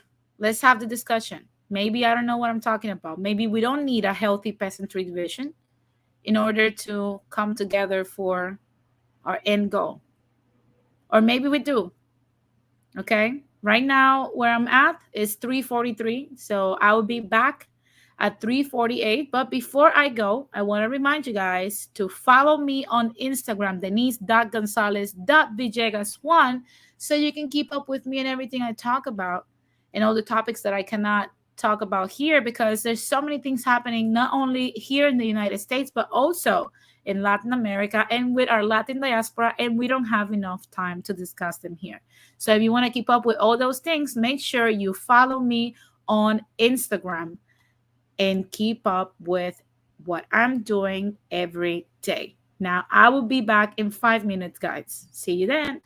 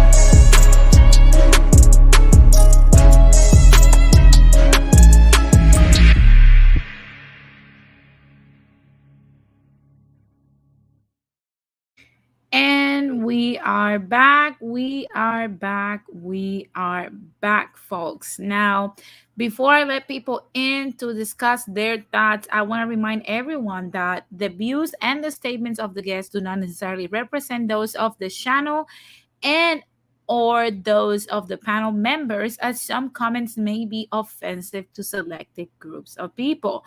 I also want to remind everyone that by calling into the live show, you waive your rights to the use of your image and likeness for the purposes of this show. Now, also, I want to remind everyone, like I said at the beginning, do not use my content without written permission. Unauthorized use of content will be reported for copyright infringement. Don't cry later when it happens, okay? So I'm gonna welcome the one, the only, from directly from the tropics, the radical Jose. And we get dos por uno today, the one, the only Inquisitor. How are you guys? Yo! What's up, everybody? That's just my impersonation of the radical Latino. Good. But Se te olvidó el prrr de Arcángel. Okay, well, this is my first time. But first of all, thank you for allowing me on your platform. And the fact that there's so much to discuss, but I'm going to try to keep it brief.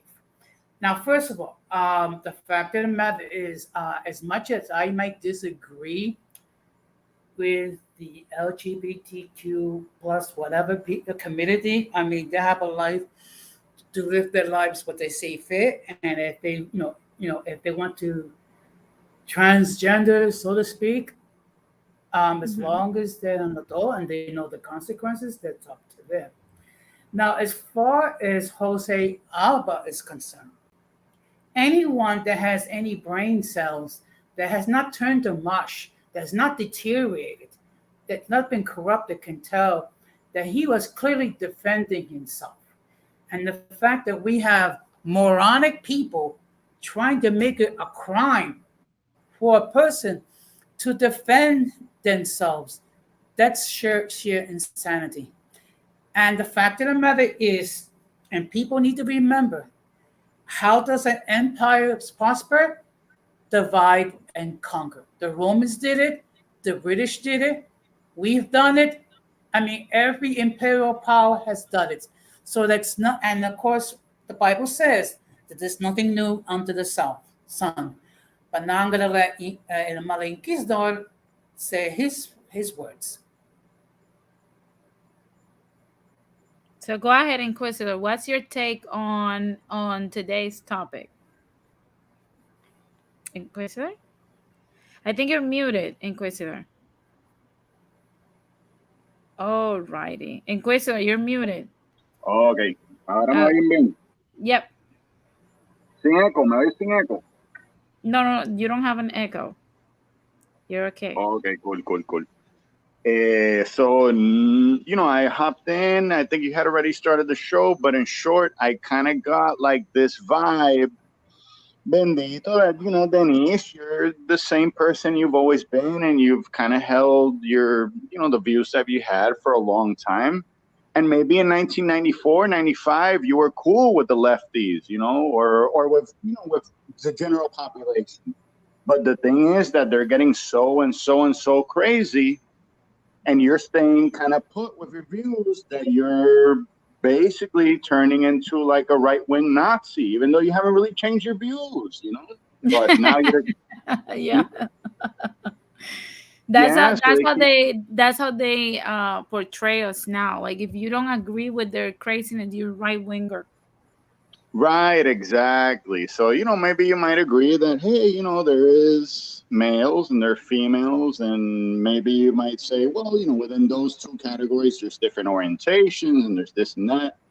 Something that was, probably good, passable for the 90s, but now you're starting to, you're a Trump supporter, you probably have a gun, who knows? But that's kind of what I got from it. And I'll leave it at that for right now. Yeah, definitely. It's a matter of these policies, and that's something that I wish people will understand. These policies that we keep pushing do not work.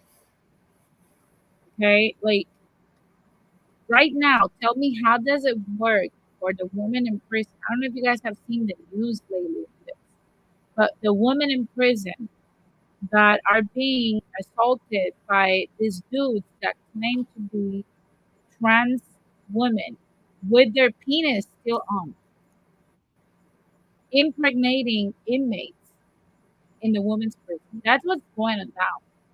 So I get it. As a trans woman, if you don't have your penis, you don't want to go to a male institution.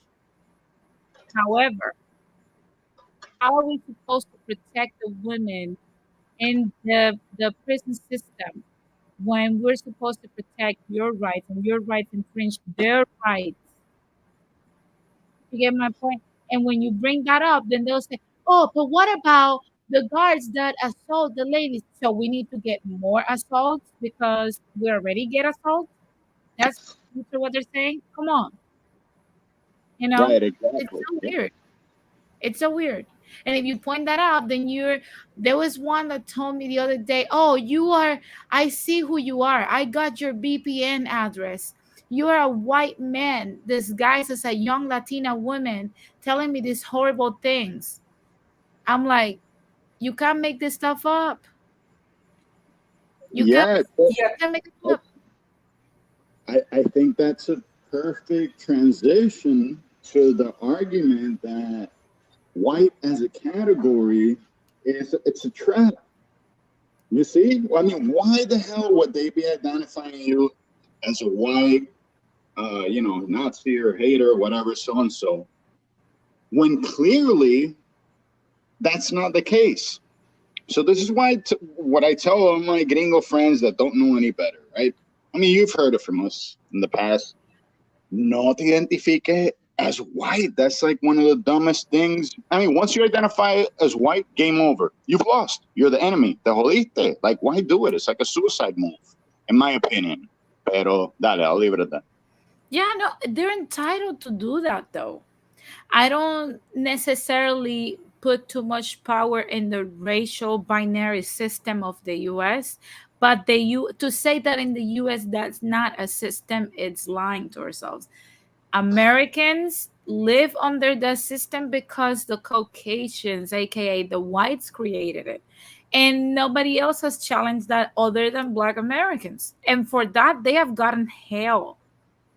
That is a very fair statement, and I think I'm ready to agree with it with 100%. And that's what I tell, like the fair Hispano, digamos, like the I guess the Hispano that could pass for the so-called white.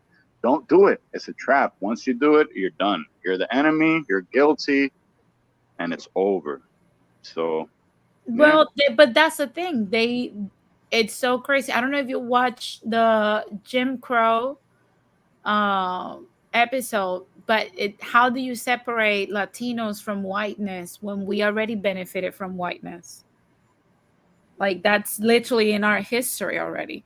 How do you look according to the KGB?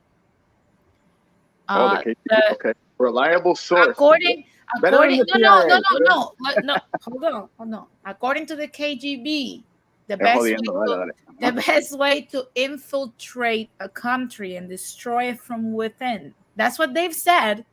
Right. It takes 3 generations of the same teachings.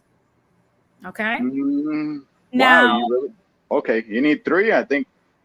yeah, I 3 generations. Because if you think about it, look, with we three have with three remataste. That's what I'm saying. Remataste. Like I think you could do it maybe with one or two. yeah, you change already the country with 3 generations that think the same way. So Yeah. when you have our Latin brethren Uh-huh. that was already divided out here between the colored and the whites, that division existed. I presented all the proof in that episode. That's why it was so notorious. Right. Right. How do you unlearn that when for more than four, I would say more than six generations of Latinos have already participated and benefited from the racial binary system here. You get my point? I get your point. Trust me. I don't think we should. I don't think that system should have existed in the first place. Because again, Right. race was just the Spaniards' way of creating division among peasants so they can remain in power. We're talking about the same thing. People didn't knew they were black or white or one was better than the other. They knew they Exactly. were different, but they didn't care about those things before the Spanish Inquisition. They inserted that division just like now the LGBTQ and the trans inclusive and all this stuff is being Yeah. pushed out for the Right. only reason and the only purpose of keeping us fighting among each other so they can stay in power. I agree. Yes, Um, I agree. You know, and the I agree. problem is ex- that when we have the slow taps, give me 1 second, Jose, when we have the slow taps to say, oh, let's not abide, this is the hypocrisy with the slow taps, let's not abide by the race binary system of the US. I will believe that if you don't use the M word, if you don't talk about the blacks, if you don't talk about African Americans, if you don't talk about black people in general. You get my I point? see. I see. Because Yeah, you yeah, can't yeah. say, oh, I'm colorblind, but then you see black people. It makes no sense. But go ahead, Jose. Yeah. Dale, Jose. yeah, one thing I want to address. Okay, the fact of the matter is, as a person that was born and raised in the United States, specifically in New York, I don't have a clue what it's like to be living in Puerto Rico. That is the reality, okay? Because my experiences are different from yours, Denise. And the fact of the matter is, it is no shame for me to admit that. So, therefore, when it comes to the situation in Puerto Rico, um, whether they decide to, to continue in their current status, or to be or apostate or to be a sovereign nation, to all my people of the Puerto Rican diaspora who live in New York, Florida, um, Illinois, and everywhere else. I'm sorry, we do not have a voice in what is the fate of the people in Puerto Rico, and it's no shame to admit it. It is the reality. Yeah, it is. Imagine, look, imagine it if it was this way. Imagine if we all could get that understanding without getting sensitive about it. And you can say, hey, we're going to have a consensus among Ricans on the island. That's where we come from. And whatever they say they want over here by proximity, our proximity to Washington, D.C., we will promote their agenda out here. And then over there, they will promote our agendas. They will create programs for us over there in case we want to come back, in case we want to go visit, in case we want to go stay in touch with the culture. You know, the amazing, the amount of amazing things we could create if we just stop with the stupidity and the lying to ourselves that we're the same people. The lying to ourselves that, oh, if I Denise, tell you, if I tell you that you're different, then you hate on me. You're telling me that I'm less. That doesn't mean that you're less. You're not less or more depending on where you live. You're just a human being. Either you're an ass or you're not. I'm not Denise, better you know from what's the not. What's the point? What's the Denise, point on that? you know what's the problem with that? Would you like to say it, or should I say it? You say it. You say it. It makes too much sense. Ah. It makes too much sense. Tiene tanto sentido. Yeah, yeah. And that's the problem with people, and that's what healthy division is. Because we don't. It's Yes. crazy to me that we have seen all these problems, but we don't organize. You get my Hmm. point? There's no organization. Like, look, for example, the situation with Mr. Fred Hampton. He created one of the coolest, most advanced things, not even on his time, but our times. And no one, zero No one took it over and continued that. He realized you can be a poor white, you can be a Puerto Rican in the States, you can be an African American, and you can be part of the KKK. Guess what? We're all broke. It's like, it's so crazy to me that we can't understand that. We are still going to be who we are. That's healthy division. Work for our interests, but we all have stuff in common. And for those, we might come together. For the rest, focus on yourself, but you don't have to hate on each other. Denise, that is such an interesting point, because what happened was let's say the original white man, the white Anglo-Saxon Protestant, had both Africans and Irishmen working his land, either as a slave or as an indentured servant. He thought to himself, wait a second, I can't have the Irish and the African coming together discussing working conditions. So here's what I'm going to do. I'm going to call one of them white, and I'm going to call one of them black. And that is actually the origin of the black and white ID. As identifying as white or black. So the Irish were white. It's I mean, it just goes into everything that you were saying. Yeah, and that's what they did to us, the Latino community. It's not a coincidence that the majority of slow taps come from Latin America, but they come mostly from Mexico and Central America, because at that point, that was the majority of the population, and they were instructed to know that they were white people, and they needed to be white because white people needed cheap labor. Mexicans and Central Americans were ready to provide it, but they did not want it black people. So they rather took the lighter brown people rather than Asians or black folks. And they told us so much we were white that now we believe we are. But what white benefits do we have? None. Zero. It's the same thing with the poor whites. What benefits do you have by being white other than social benefits? And by social, I mean you get to be racist to people and you think that that makes you better. Because let me tell you something, unless you are the 1%er, like Elon Musk, Jeff Bezos, Goldman Sachs executives, or Wall Street executive, or someone within the Democratic Party or the Republican Party, I don't care what the hell or who the hell you are. Race doesn't get you any further. Yeah, socially it does, but in any other way it doesn't. We don't place any value on that right now. It just doesn't. Now, amongst your group, you want to believe, hey, let's be racist towards non-white folk because we are better. We, the people, enforce those rules. The elites don't care about that.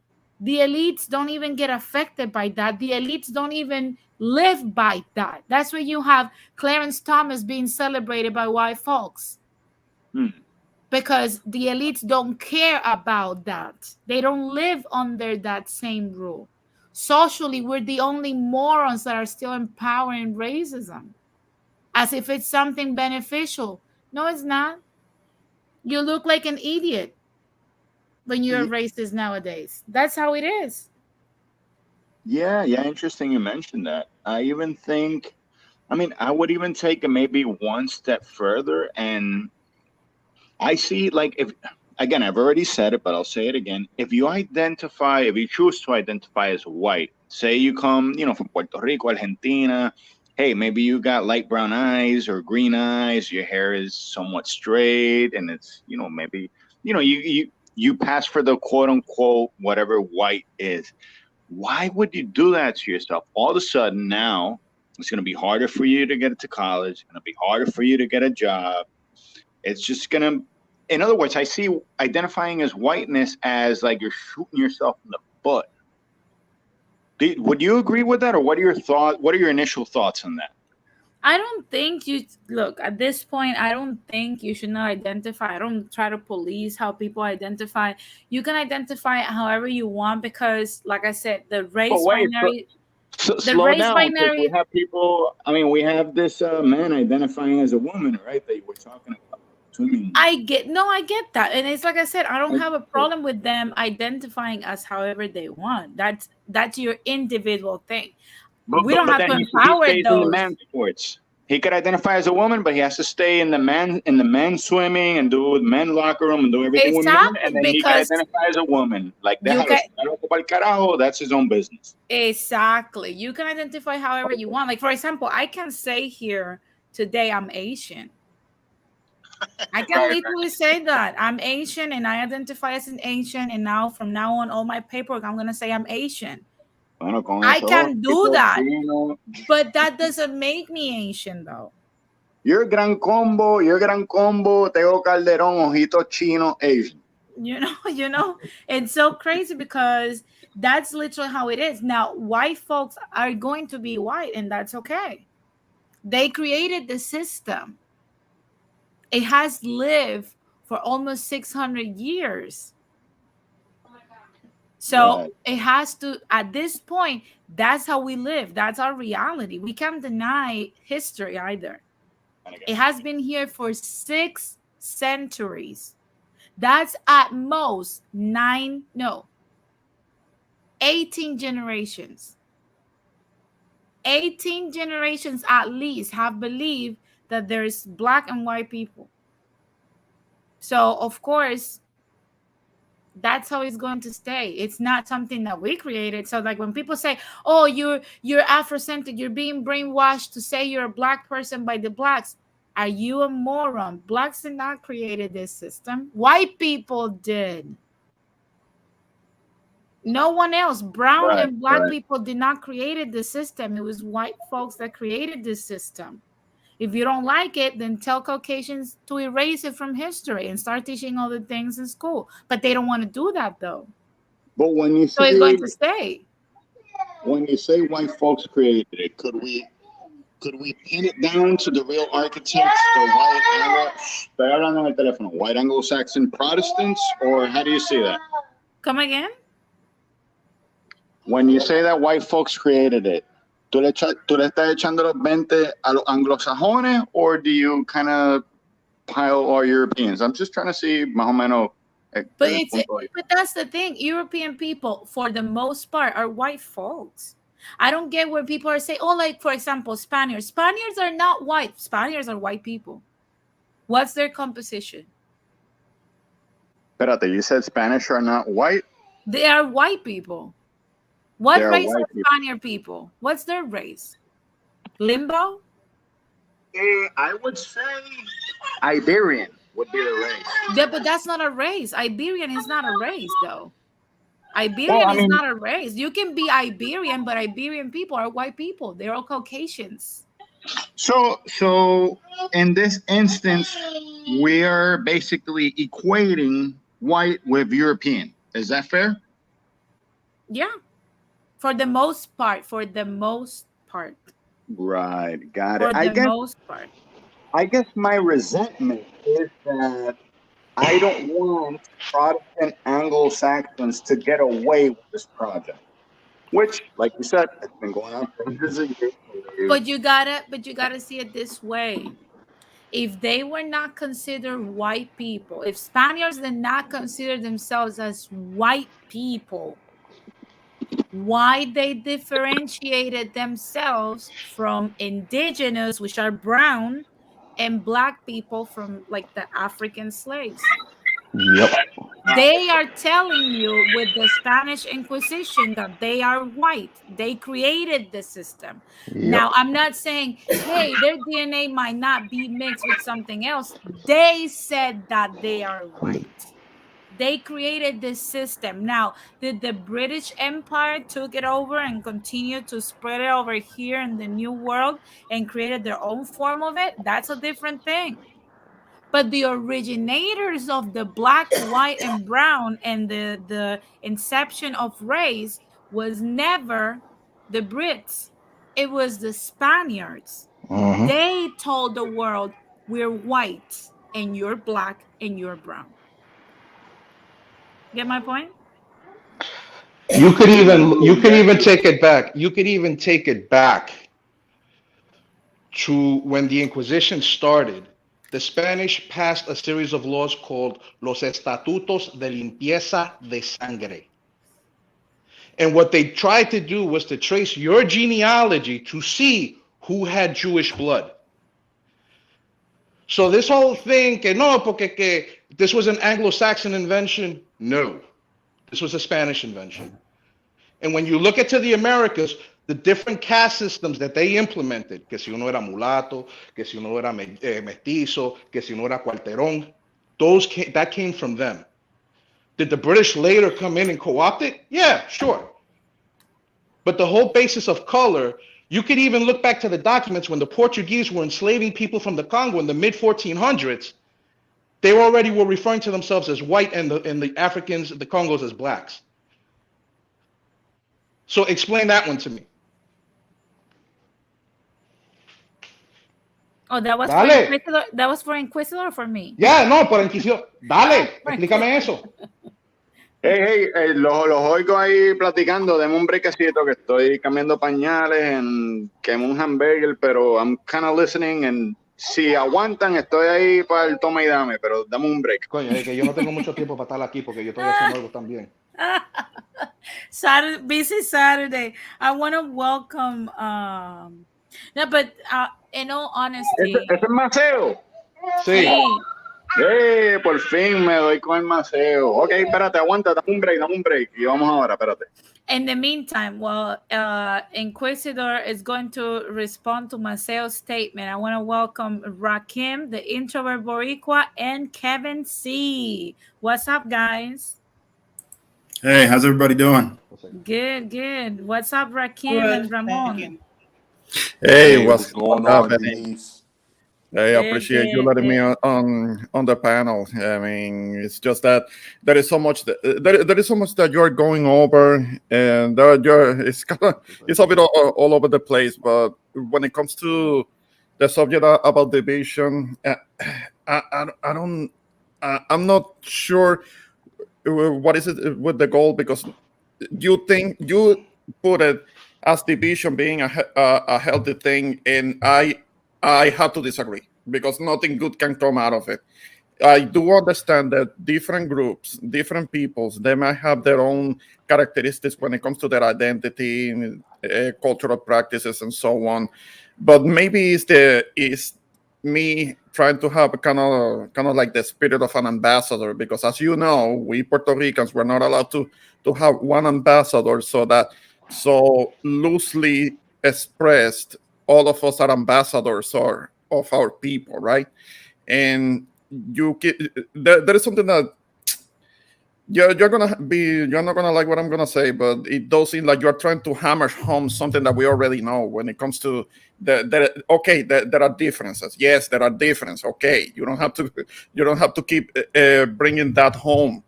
Okay, I as somebody who has a brother-in-law who's New Yorican, and me being an islander, have realized that.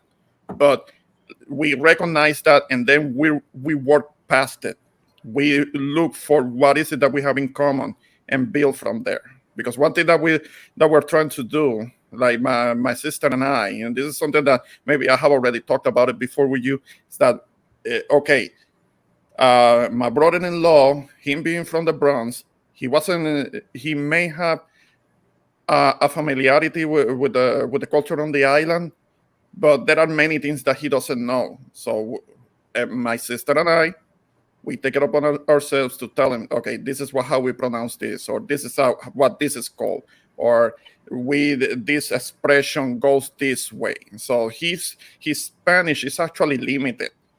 So we work with him, and we work on the things that we have in common, so that we are more on the same page. Because us as Hispanics, us as Latinos, the last thing that we need is to be divided. No, I don't believe that we should be divided. You can say that I'm wrong, and okay, fine. You can say that I'm wrong, but When no, you I say, when don't you agree talk that we're about, gonna be divided. when you talk about your division, what's your definition of division, though?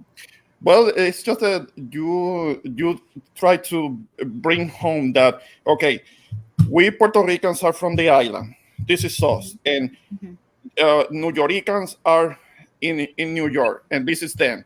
You stay over there, and we are not gonna be talking to you. It's kind of it's that is it implies that when you are saying that we need to be divided, it implies that we shouldn't be in proper communication. And if we have the New Yorkers trying to go to the island and trying to connect with us, we need to be more welcoming. Okay, I get it. Not all of them will want to do that, but I don't see it as something that we need to be hammering this division that we need to have, because nothing, you said yourself that with division comes somebody else conquering. I mean, you say both things. You say both things. You say that we need division, but you also say that with division, those that are divided can be conquered. You say both things. So I'm finding difficulty in understanding what is it exactly that you're trying to say. Because you, with all due respect, right? But you're not listening to what I'm saying. You're hearing it, but I you're not did. listening. Yeah, because I literally did not say those things. What I said was they need to focus on building their community here, Mhm. and we need to focus on the island over there. But wait a Now, minute. but let me add to it, because I need to explain this. If you back this video a few minutes before, I literally said, imagine the amount of amazing things that we can do if we focus on ourselves, and one person can be this for the other. I literally said, imagine if we have the Rican Mhm. community talking to us about what we need in the island and by proximity to Washington, D.C. I literally said that. Back up this video, you'll see it. By their proximity to Washington, D.C., closer than us, and their presence here, they can voice our agenda and imagine what Mhm. we can do if they want to connect with us in the island. And we get to create programs to bring them over. No, I I literally I said did that. hear that. But, Yes, I but did hear that part. But I'm talking about what that's I'm the talking about problem. when. Uh-huh. That's the problem. That's the problem with comprehension, but Ramon, because we're but having right now a lot of people that believe that when I say these things about division, I'm talking about hating on each other. Division is not hating on each other. I didn't Division say is, hating. I didn't say hating.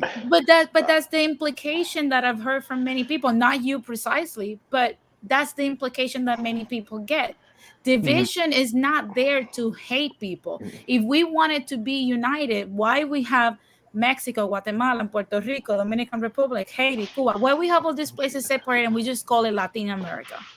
Mhm. Why we have all these places separated? Because every location has different needs. And we cannot right now imagine if we come together and we say, okay, let's unite with the Latin diaspora. Right now, for the people that don't know, and I'm pretty sure many people in our diaspora do not know, that only one third of Puerto Ricans in the last 11 years have remained on the island. Three quarters of a Puerto Rican community, three quarters left in the last 11 years. Are Many, you sure about many, that? no, I am sure. I am sure. I'm I am positive sure. about it because I can tell you because I did read it that at the beginning of the 21st century, around the year 2000, there were about 4 million or so people Right on the now, island, right now, and there's right now it's under 3 million. So yeah, but all not the all people of that you're them are saying. Ricans. Not all of them are Ricans. but wait Not wait wait all of wait. them are. Okay, Not no, all of them okay. are So Ricans. most people are not Ricans now. Just No, wait. look at the statistics. Look at the statistics. Look at our census and tell me how many of those people are Puerto Ricans. Wait, you're talking Our about like the people, population, the 8 million here? You're talking about the 8 million no, here? no, no. I'm talking The, the the island. island, on the island. The population of the island has Mhm. decreased massively Yeah, you're in the sitting at last about, years. yeah, The about 3 mass million. exodus out of Puerto Rico has been insane. It's not Hey, just even funny. The amount of hey, abandoned houses, buildings, and companies Voy is para allá ahora. insane in the island right now. hey, just the point with that real quick. So give me 1 second, guys. Sorry. So when we say, imagine New Yorkers having their own issues, and I've stated this many times, one of the most notorious issues they've had out here is that they couldn't even get the state of New York that has had them for 100 and something years over there. They couldn't even get them to acknowledge the Puerto Rican presence in the state. They got it in 2016. Imagine if they were to say, hey, no, let's not do our stuff out here. Let's not focus on the state of New York, which is our home, and our problems here, and let's go and focus on what's happening on the island. They can't afford to do that because they have needs here that are more important, and it will be very selfish for me to tell them, no, you need to focus on me because we come first. We don't come first. They come first to themselves. But that's not what I said. But That's that's what I I'm didn't tell talking them. about. But that's what I I'm didn't tell talking them. about. I'm not telling them that they have to do that. I'm telling them that we should encourage communication between us. I'm not even talking about resources. But I mean, that's what I'm talking, Ramon. That's why I even created this platform to bring them information in English that they don't have access otherwise. yeah. That's All right. literally the whole purpose of this platform. This is a diaspora platform for people that are not in touch with the diaspora and the Latin American people. And the diaspora doesn't get this information. We don't know what happened to our diaspora. Find me in Puerto Rico 300 Puerto Ricans that know what happened with the diaspora out here. Find me 300 Puerto Ricans in the island that know that Puerto Rico had the Young Lords and that the Young Lords joined the Rainbow Coalition. We don't know these things. I just want to make a That part comment. about John Lords being part of the Rainbow Coalition, I don't know about that. But I'm sure the people that are historians, that have followed, Ramon, that have not followed what has rainbow been going. like not the rainbow like we think of today. This was a whole different other thing back in the 70s. Oh, okay. 1960s. Okay. I got you. Yeah, but I'm okay. You said that there wouldn't be 300 Puerto Ricans that know about those things. I'm sure that there are enough Puerto Ricans on the island that know certain things, that are done the reading, that are professionals. That because you know that there are a lot of our people are educated. There should be enough people that might know something. Ramon, you literally right now just prove our Mira, point when we have to tell you about sí, the Rainbow pórtate bien Coalition que we're yo vengo para talking acá ahora. about. Let's keep it Mhm. real. And there's Yeah. there's Yo voy a no tener shame in that. We're just too far away and we're purposely kept apart. Pórtense bien que yo vengo ahora. No, We're, and it will be it will be on our best interest that we're not so separated and apart. That's but what for I'm up what? for. But that's the thing. We're not talking about socially. That is the problem. I think that's the disconnect. Socially, you're never going to be apart. We're talking about politically, financially, Mhm. socioeconomically. We have Yeah. to for our own survival. Right now, we can't sit down with every Rican out here in the diaspora in Chicago, in Texas, that has nothing to do with Puerto Rico. I'm not talking about the actual immigrants like us. I'm talking about first generation and over. We can't sit down with them and explain them 124 years of history. But Yeah. okay. Right now, we don't have time for that. But wait a minute. I think okay. I'm just real quick. If you look at the history of Israel, however you want to feel about the country of Israel, Zionism is one of the best forms of nationalism that has ever existed. And the whole reason why Israel still exists to this day is because of the Jewish diaspora around the world. They're the ones that are constantly funneling money into Israel. I mean, yeah, they have an economy and the United States gives them billions of dollars in subsidies. But if you look at what they've been able to achieve, however you want, if you want to feel that they're squatting on illegal land, whatever. But what they've actually been able to do in large part, is thanks to their diaspora around the world, the Jewish diaspora that believe in Zionism. So while I understand where you're coming from, I think the problem in the case of Puerto Rico, and this could really be with all other Latin American countries, is that the diaspora has gotten so diluted, especially here in the United States, where the great majority of people of Puerto Rican descent live, that nobody really even cares anymore about what's going on the island. So I understand when you're saying, we don't have time to sit down and teach them. And I completely agree with you. But it's a real shame, because if the Puerto Rican diaspora here in the United States had a strong economical matrix, Puerto Rico at this point in time would not be in the position that it's in. I understand that, Marcel, but the problem is that for that to happen and for us to compare ourselves to people from Israel did not break or broke their tradition. They came here. When you see them here, they pass down the same tradition exactly how it was. You were forced to live under that, to the point that you can differentiate them from Americans. Now, here in the States, we have our people that don't know language, history, heroes, politics. Well, that's a problem. That's the backgrounds. That's why I say it's watered down. And it's very unfortunate. It's completely. It sucks. It's watered down. It is.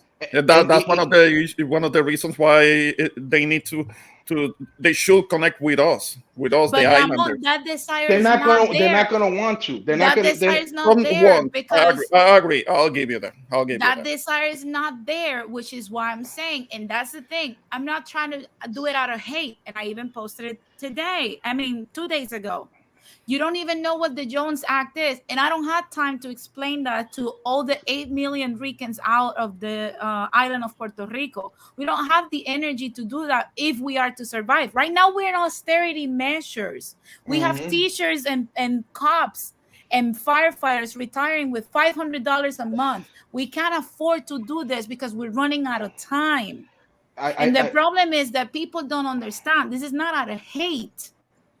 We love our people. We love what you've done with the place. We love it.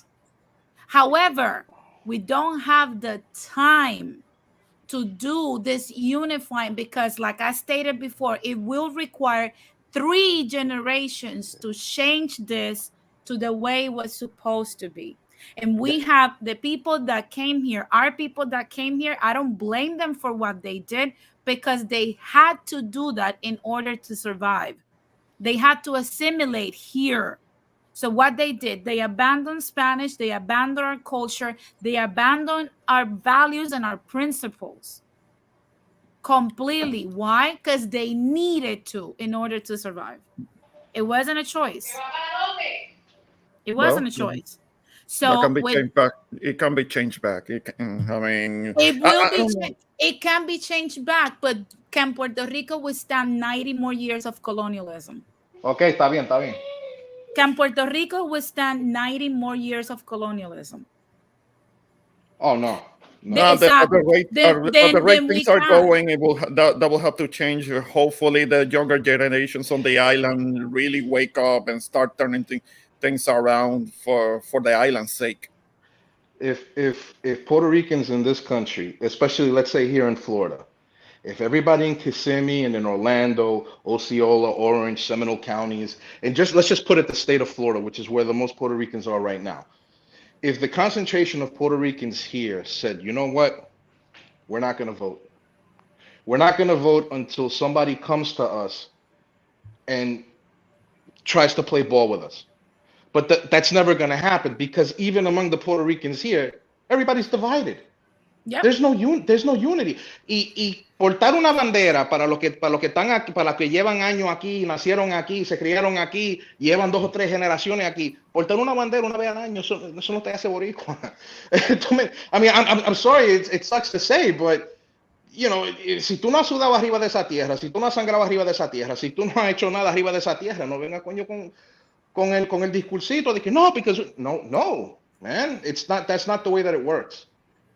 And this is coming from me, that I'm only half. It doesn't work like that. It's not only that. There's so many. I interview a New Yorker that at 17 years old moved to Puerto Rico. And he can even tell you himself, it's the Lion Man. He can even tell you himself. Is what? Is what? The Lion Man. I have that interview here on my channel. He's a New Yorker that went to live in Puerto Rico at 17. He said, I'm staying. Now, he can tell you himself, if you talk to him personally and ask him that question, that living in the States and living in PR are two different, it's night and day. Oh, yeah, well, The culture, the culture is night and day. And the things that you know are night and day. You're talking about León Fiscalizador. Yeah, they're night and day. Yeah. It's just that you are using the name in English. And it's every person that lives here, that was born and raised here as a Rican or as any other Latino. Okay, let's go to the Chicano culture. Find me in Mexico a population that behaves and thinks like the Chicanos. I have mad respect for the Chicanos. Why? Because they understood we are not American, we are not Mexican, but we are somewhere in between. And they created their own shit and they focus on their own stuff because they understood they have their own plight. Now, does that make them not have Mexican pride? Absolutely not, but they are Chicano. And they'll tell you right off the bat. And that's what I've been talking about to our people here. Stop getting offended about who you are and start feeling proud of who you are. Because if it was so great to be inclusive and say that we're all the same people, why we're not moving forward? Insanity, according to Einstein, is doing the same thing, expecting a different result. We need to try new things. Maybe I am wrong. Maybe me promoting the clear line between both is wrong. But we need to try it because what we have right now is not working for the Rican diaspora and is not working for the Rican island. Let's keep it real. None of these groups are thriving. Guys, I gotta go, guys. I'll try to hop on later on. I gotta go. Okay, Marcel. Go ahead, Jose. All right, take care. Okay, as I stated before, as a person that was born and raised in New York, my experiences is not the same as a person that was born and raised in Puerto Rico. With all due respect to my fellow New Ricans and every other Rican, whatever, the fact of the matter is I don't have a clue what the people over there live. I don't have a clue what is the experiences. I don't have a clue as far as what is Jose, you're breaking out. You're breaking out. You're going in and out. That they live because I have not the. Nope. And I think what we need to do is we need to come reality, and I don't see. Jose, you're breaking out, Jose. Jose, you're breaking out.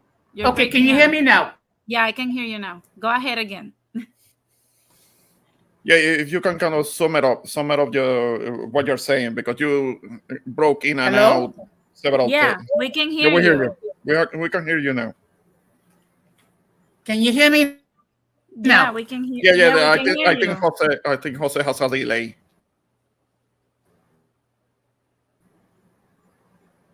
Yeah, I'm gonna Jose come back down and come back up. I'm gonna put him backstage. So I'm gonna let Kevin C and Roy Chess make their point. Kevin C, welcome. How are you doing, sir? Hey, I'm doing all right. I'm doing all right. Hope you guys are doing okay. You actually had a lot of good points. There's some stuff. It's interesting because it's almost like you talk about unity, and it's really a good thing. I know you know this, but there are forces at work to make sure that people who are Black people, white people. When you talk about the poor whites, Dr. King actually referred to them as Appalachian whites, but basically, the poor ones, Latinos, Asians, all of these groups, the idea is to keep everybody separate and fighting amongst each other, so that way nobody unites the way we should and actually deal with the real enemy. That's you talk about the unity, but that's really one of the things that's going on. It's very clear to me, and it really should be clear to everybody else, but we're not there yet. So that's one of the things. I think it will take several generations to actually be understood, because the problem is that right now we're focused on everything but ourselves. And when we focus on it, for example, if you look at the feminist groups, let's move it away from Puerto Ricans, for example. If you, as a woman, right, and you're focused on all the things that men don't do and the patriarchy and all this stuff, but you don't focus on what you're lacking, instead of just, nobody is trying to unite. You're never going to unite with men when you're focusing on one another and all the negatives.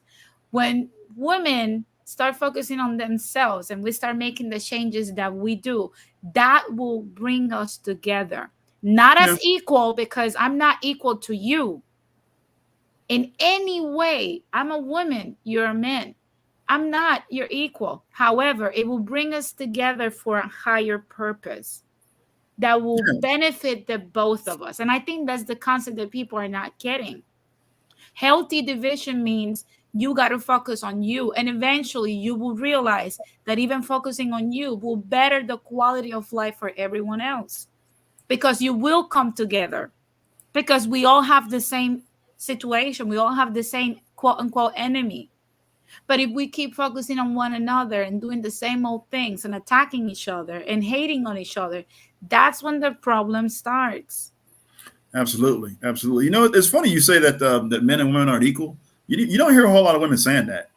You got a lot of women out here running around talking about, I'm equal to men, and in some ways they feel they're better. So that's dangerous if you're a woman. And the reason I say that is that if you say you're equal to a man, there are going to be men out here making you do the stuff that men are supposed to do.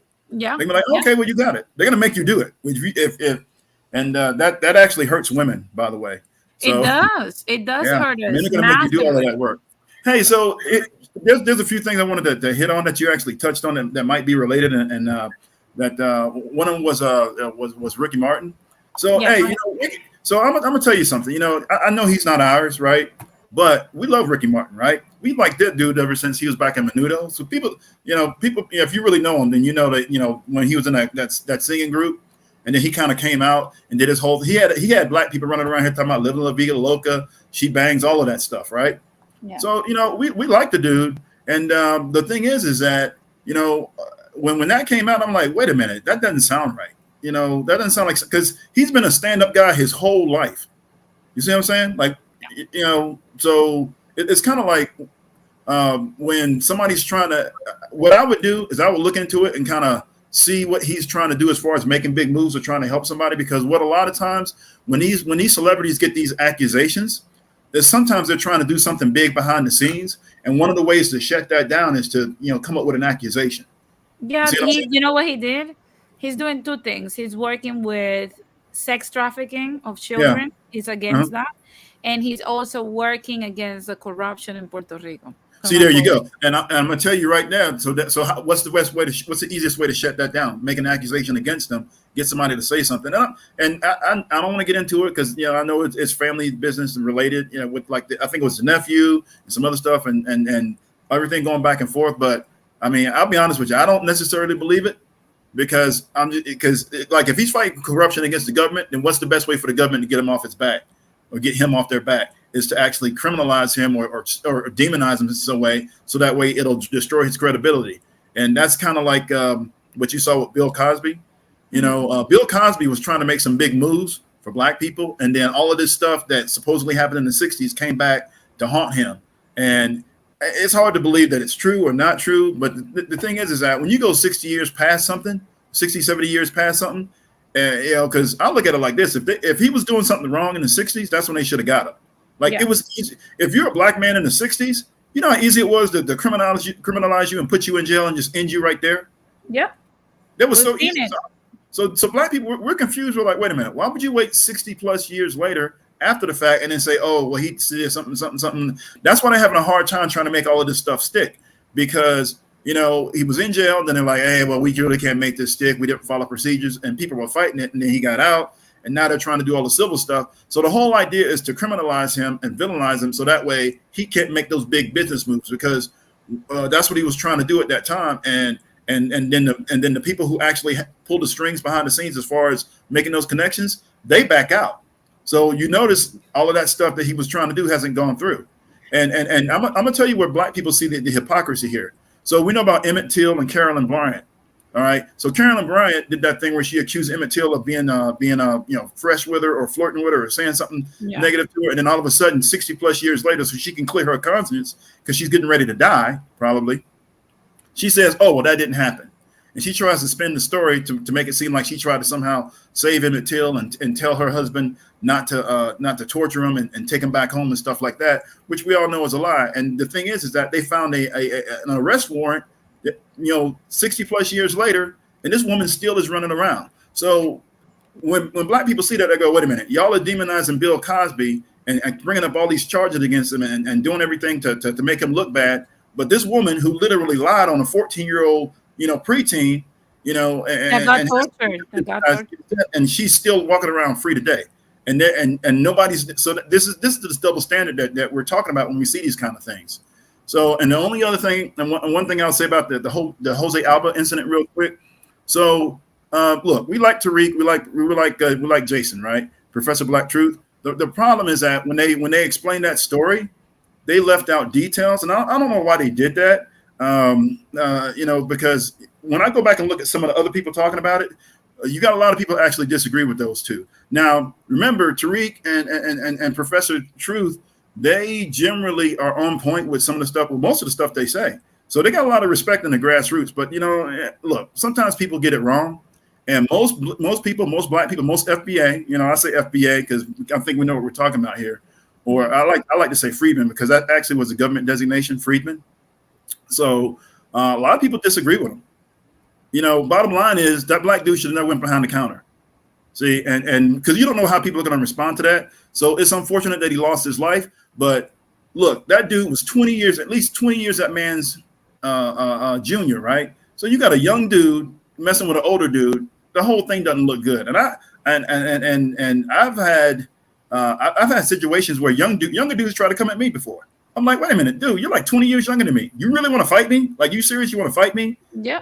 Because this is what this Tariq and this Professor Black, I don't follow none, because Tariq, I've heard him talk very grimy against Latinos with false statements before. So I'm like, I'm iffy about that. But this is the first time I've heard from Professor Black Truth, and it wasn't a good introduction. But I would say that we'd rather focus and call this racism rather than just call out the fact that that kid wasn't raised with values.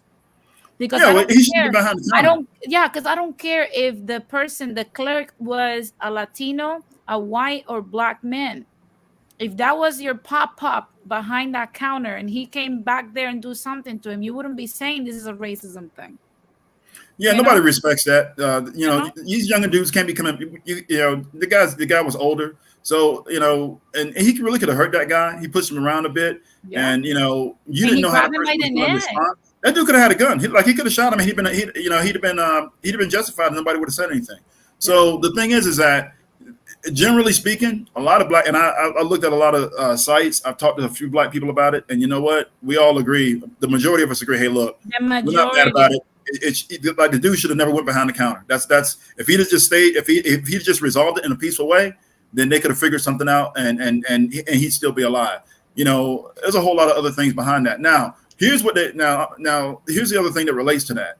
So one of the problems is that I see with it is that, again, Jose Alba, he's good. Nobody's upset with how the thing worked out and the charges should be dropped and all that other stuff. Is that when it happens to black people, like in Ohio, there's a group of kids who got shot at by a group of white teens, and they were defending themselves, and one of the white teens got killed, and all 3 of those black teens are sitting in jail right now. So basically, the whole self-defense thing doesn't apply when it comes to black folks, and that's what they should have pointed out. But that's false, because in the state of New York, even Radical Latino pointed out a case yesterday Yeah.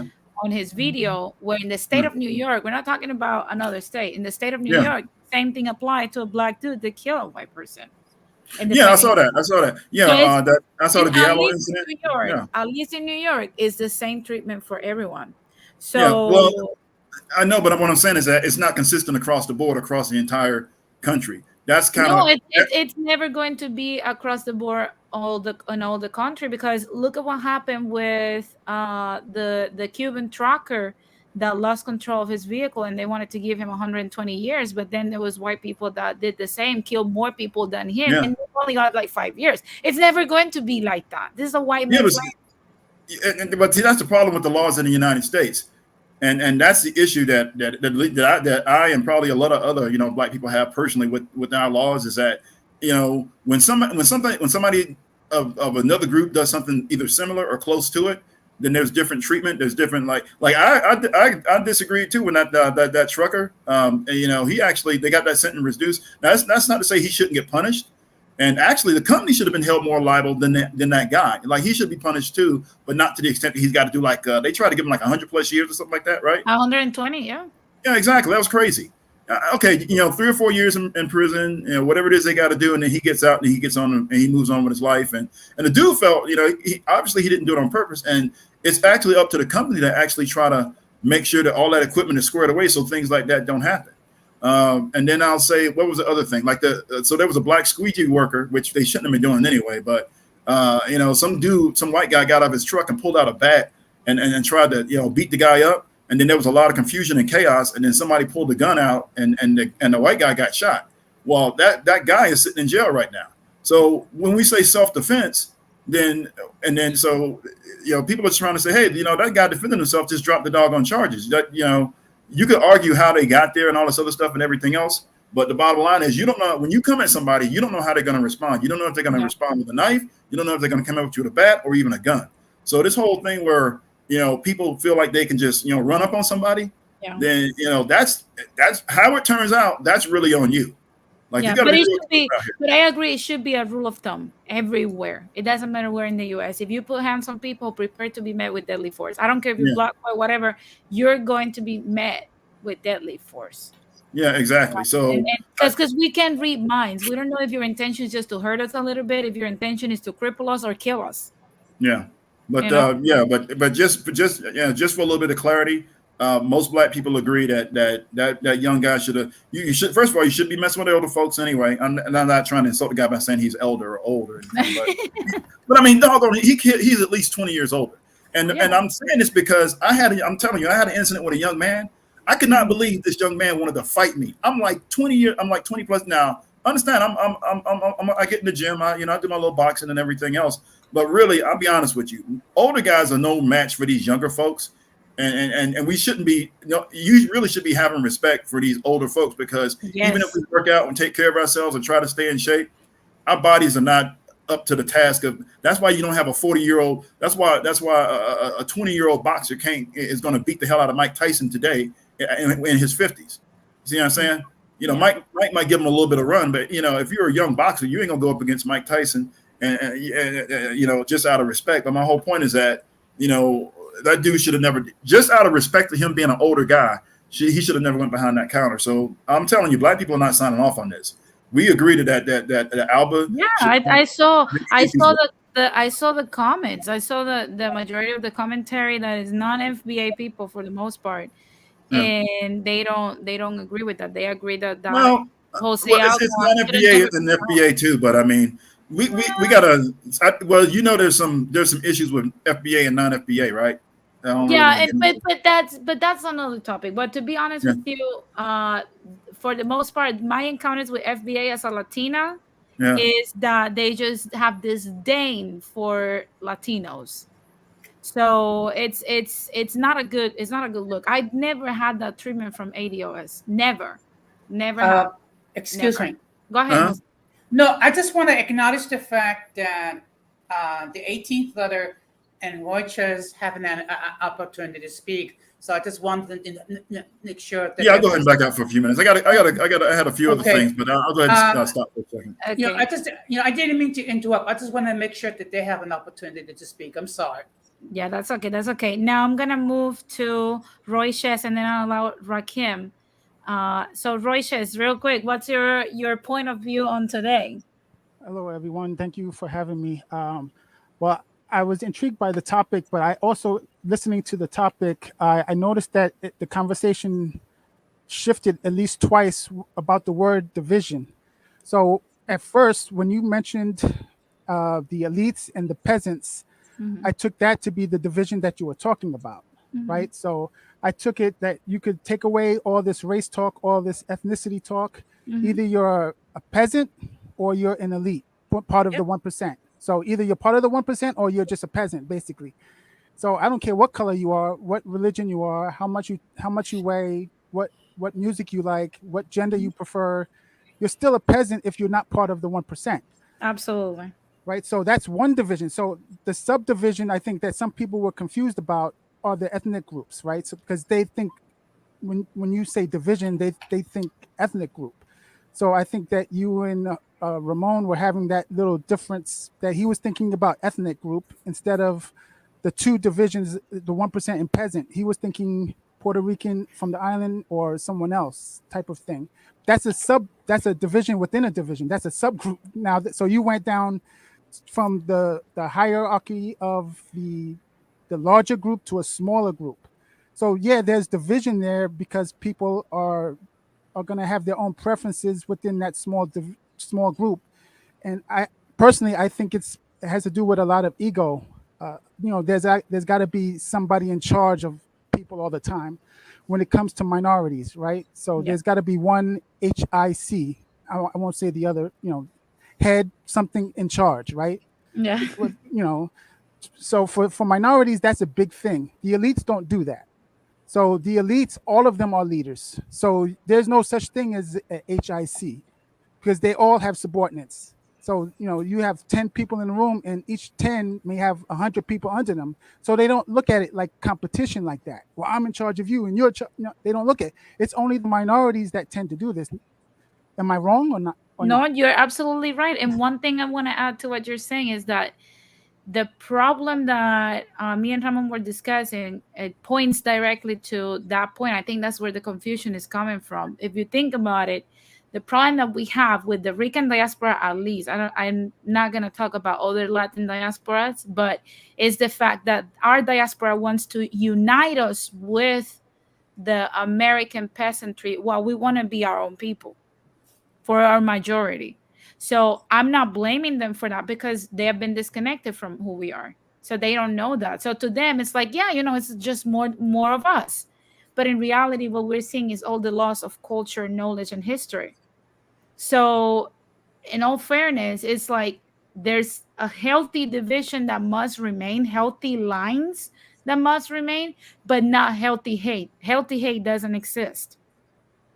But in reality, if they were to focus on who they are and who their real plight is towards, instead of focusing on what we're doing and what we're heading, they will realize that marrying the empire is not the best option even for themselves, because they themselves are part of the peasantry.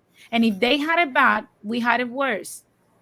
So it's kind of, it's all tied into the same topic. It's a more complex topic, and I think I should have probably divided in like 4 different episodes in order to go more in depth so that people will understand and not have the misunderstanding. Because I honestly think it's just me and Ramon didn't understood what we were trying to tell each other. It wasn't like a deeper disagreement. It was just that we didn't understood what we were saying to one another. Yes, that's what I noticed also. I noticed that you were talking 2 different contexts. So that's why I'm simply mentioning it here. Also, as far as being in charge, that ego is part of it. That one group wants to be in charge of the other one. So you're gonna always fight with that. So that's why the different Latino or Hispanic cultures are different. Why they want to be different? Because no, I don't want you in charge of me. I want to be in charge. You fall under me. It gets into that military type of structure that minorities tend to love, instead of being free. The elites are free. They don't have that. As far as the other topics, the Jose Aldo, was it Alba? Yeah. Yeah, so that was controversial simply because in New York the laws are written a particular way, and I pointed out on other streams as well that the laws are written that you're not allowed to use deadly force in New York as compared to other states. So it's probably going to change because of it. But if you look at the laws, the way they're written, people from other states are going to be like, I can't believe they passed such laws, but I don't make the law. I could tell you what it says. I could tell you 125.20 says that what Alba did was manslaughter in the second degree, if they were to oppress it, right? It wasn't murder in the second degree. I don't know where they got that from. I don't think that would have passed either, even if he went to court. But that's insane. I find that insane. Maybe it's because of what I'm living at, where you can actually, you don't have a real duty to retreat if you are in a situation of imminent danger. Somebody's threatening you. I mean, hell. Right. Well, that's just the way the way the laws in New York were written. Like, I can understand. Everybody could understand. Everybody could understand. It was an elderly man. It was self-defense. Nobody's denying that. But just the way the laws are physically or literally written, letter by letter, you're not allowed to do this. You're not, and it says that you're not allowed to do that. So if I attack Ramon and he pulls out a knife, and I attacked him initially with no weapon, he can't just pull out a knife, even if he's losing, right? So you're just gonna have to take the butt weapon, unless until you're like, I'm doing something extreme. Unfortunately, that's the way the laws are written. Now, people are going to say that's ridiculous, but I don't make the laws. It's not my fault. It's not my fault. That's the way they wrote it. I mean, that should be changed. That should be revised. That's all I'm saying. Well, it probably will now, because this case has brought up so much attention, and the public is probably trying to get this guy to resign and get someone new. So the Senate and in New York is in the legislators are going to probably change it. Yeah, get the governor out too. I mean, she's talking all that mess when it comes to the whole. They're trying to double down on the gun control, and they're trying to bring her data about things that have to do with how gun control is not going to really help anything. And she's talking about that she doesn't need to know about the numbers of the data when it comes to gun control. And they're like basically giving the media the middle finger and saying, we're going to do whatever the hell we want.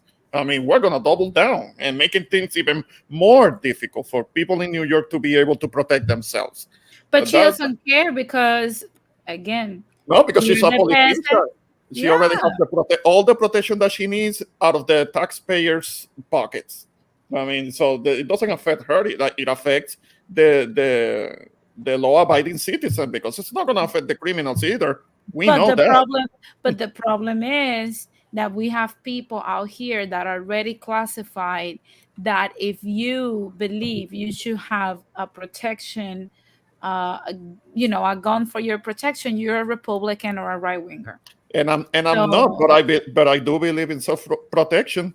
But they will tell you that. They will tell you that. If you say I believe I should have a gun for my protection because crime scares me, then they'll tell you, oh, you're a Trumper and you're a Republican and they'll start hating you and foaming at the mouth. Well, New York is very strict about that, because it would make sense not to have guns in the subway, right? So even if I'm committing a crime, let's say if I'm committing a crime against Jose and Ramon shoots me, that's going to cause panic, because people are not going to know who's getting shot, right? So when you hear that big bang, that's going to cause so many problems. People are going to get trampled, most likely. So give everyone a gun and normalize. And then it's going to get worse. Then you have 100 No, bangs it's instead of not. one. Bang, bang, bang, bang, bang, and then you don't know who's shooting at who. Like, Look, come on. Yeah, they I need to approve think, silencers, suppressors, I should say. look, That should be approved across the I board. think, in my opinion, of I mean, course. she's speaking about the five boroughs, not upstate New York. So she's Look, strictly referring to the five boroughs. Upstate New York doesn't apply here. Those are the look, people who brought the Okay. lawsuit, though. look. Yeah, yeah, I yeah. believe that kids should receive a gun safety classes starting at 10 years old, where kids learn how to aim, shoot, properly store, and handle a gun. So Well, that what when about the bad they kids? The bad come kids are again, gonna do the bad kids are gonna do the wrong thing still, though. And now but they if have a you gun. Yeah. have but if you have a gun to defend yourself and you know how to properly use it, are they going, because you're even in the play field, bad guys are still going to do this. The only difference is either you're going to have your own gun to save your life in a potential risk, or you're not. That's literally the only difference. So Yeah, you want the and in Wild Wild rural, West? Come yeah, You're bringing again? no, back but in rural you're parts, bringing back the Wild Wild West, then, correct? That's No, still gonna be a problem. you won't have Wild Wild West. The majority of American people don't want to kill other people. no, and what you were saying about the training, a lot of parts in rural areas in the country, there are already kids that are learning how to hunt when they are like 12 years old, when they can hold like a shotgun. Their Those parents people are live in the teaching them to suburbs. hunt. Yeah, well, I know. In the They city, may it's not live different. You in can't the do it. suburbs. I get you. And we've seen them. They don't go And around killing people. right. So That's what again, I'm still, saying. even That's even still if that fairly scenario safe. happens, right? Let's say all of the panelists here have a gun, and you see me, all of you guys see me robbing Jose. How many times am I gonna get shot? One from You're gonna you, get, Denise? hold on, 1, 2, 3, 4, It's 5. like, come on, come You're gonna on. get at least 10 bullets because each one Where's of my us. justice? Who am I No, gonna no, sue? just you decided to cross the Like, come on, line. You're done, okay? come on. I should get But shot I'm gonna, once, not 10 times or no, 100 10, times. you get 10 times. Come I'm gonna on, move to that's Rakim come because on. he's been waiting patiently, and then we can have an open discussion. I Rakim, know. what's your take on this? I know you've been waiting there patiently. Hey, what's going on, Denise? Shout out to you. Shout out to Latin Splaining. Thanks for having me up. Shout out to Kevin C. Shout out to you, brother. Shout out to my boy Ramon, my YouTube dad Jose, and shout out to Roy Chess as well. What's going on, Rakim? Nothing much. My take on the first and foremost, I'll start with Mr. Alba. You know what? They should have, like, when you listen to the audio and you hear the man say, "I don't want no problems, Papa. I don't want no problems." They should have just he should have took heed to that. He just should have took heed to that. Yeah. For every action, there's a reaction. That man was old enough to be your grandfather. You know, like take race out of it. Had that been one of mine, we would have been looking for the dude. Period, point blank. You don't put your hands on an elderly person, and this elderly person that's sitting there telling you he don't want any issues, all because, and first and foremost, nobody said anything about the girl. She lied.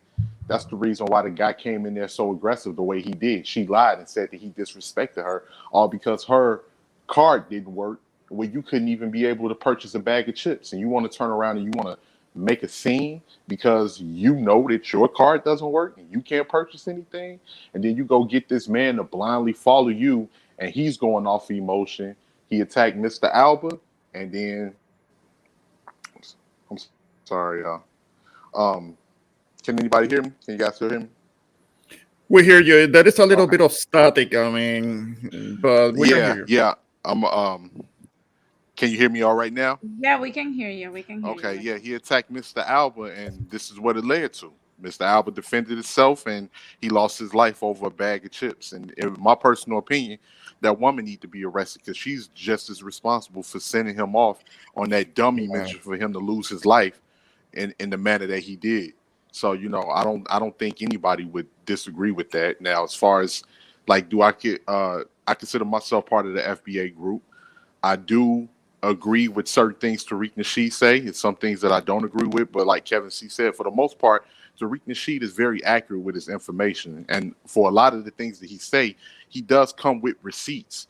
just like when he speaks on, certain Caribbean people, certain Nigerian people, and a lot of people in general that have this mindset coming from the islands or coming from, parts of Africa, that they just got this mindset that's kind of like, they don't really respect anything. They're not really educated on what's going on here. And they really just make assumptions based off of what they've seen in media. And a lot of the times that, people take that, or, they pass that down from parent to child. So the child adopt that type of mentality. And, that's how, that type of mentality is bred. We was, as far as like with Tariq and FBA go, unfortunately, you can't divide something that's already been divided. We've been here for the last couple of years. We heard the conversations, from a lot of people that come here that hasn't been here for no more than 2-3 generations. Black people have no culture. Black people are degenerates. We lazy. We this and that. And then you got these same people that's taking advantage of what we fought for at the same time while undermining us.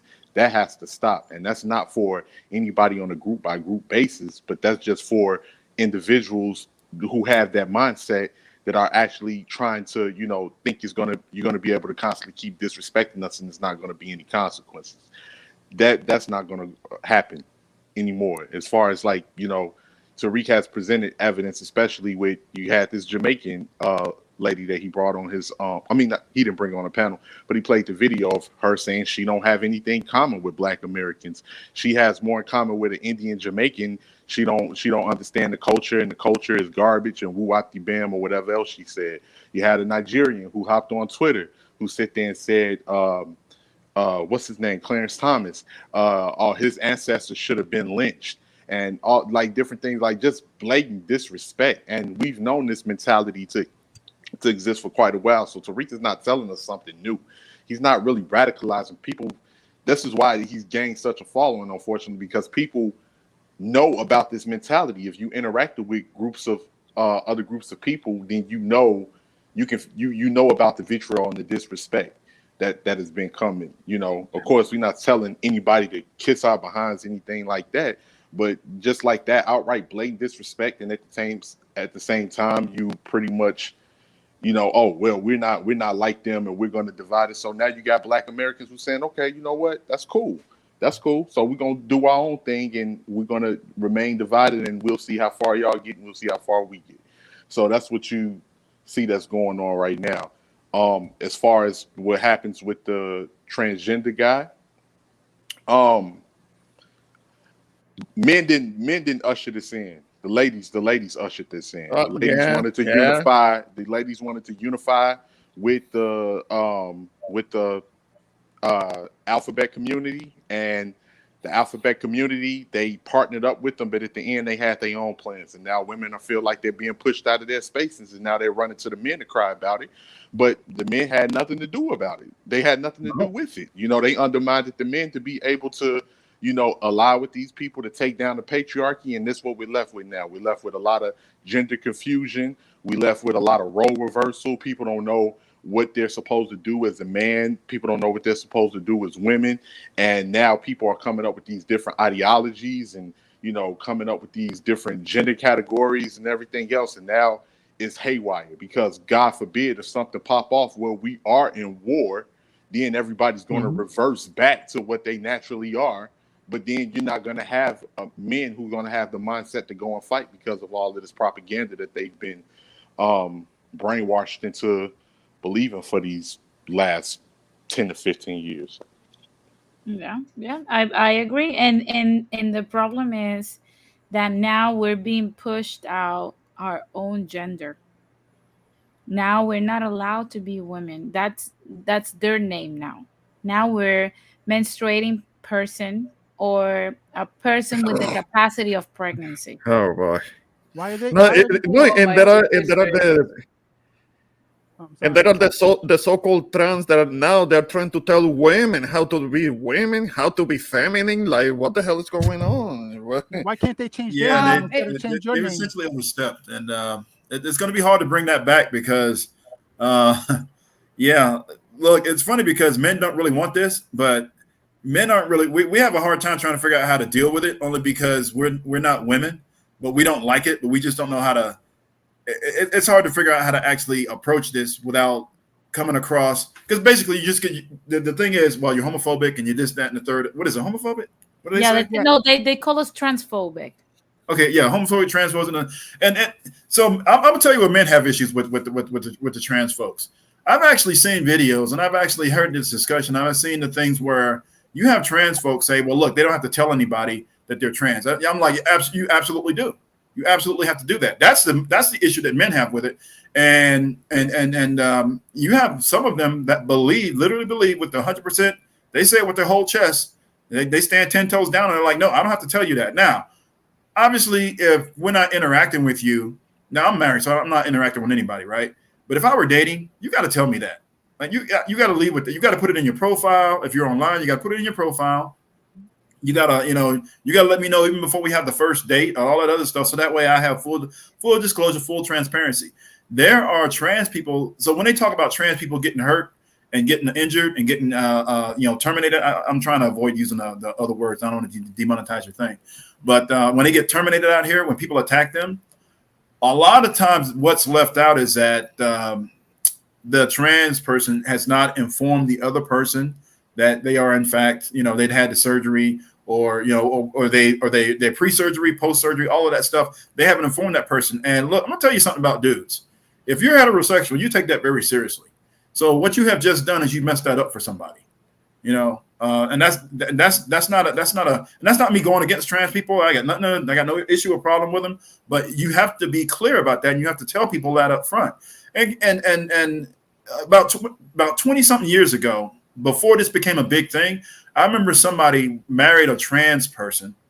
The guy had no idea that it was post-op. It was a post. What do they call those when you already had the surgery, right?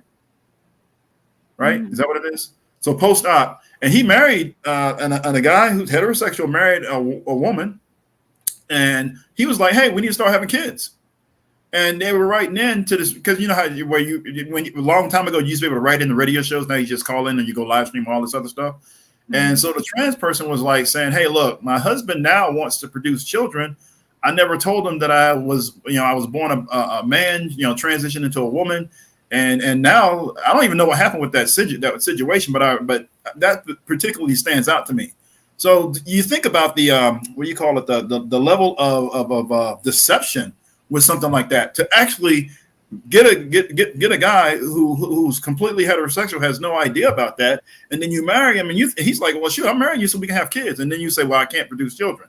How do you approach that? How do you resolve that? And they're trying to actually keep this long-term secret while trying to keep a marriage intact. While this dude is like, "Hey, I want babies out of you," and that person can't produce it.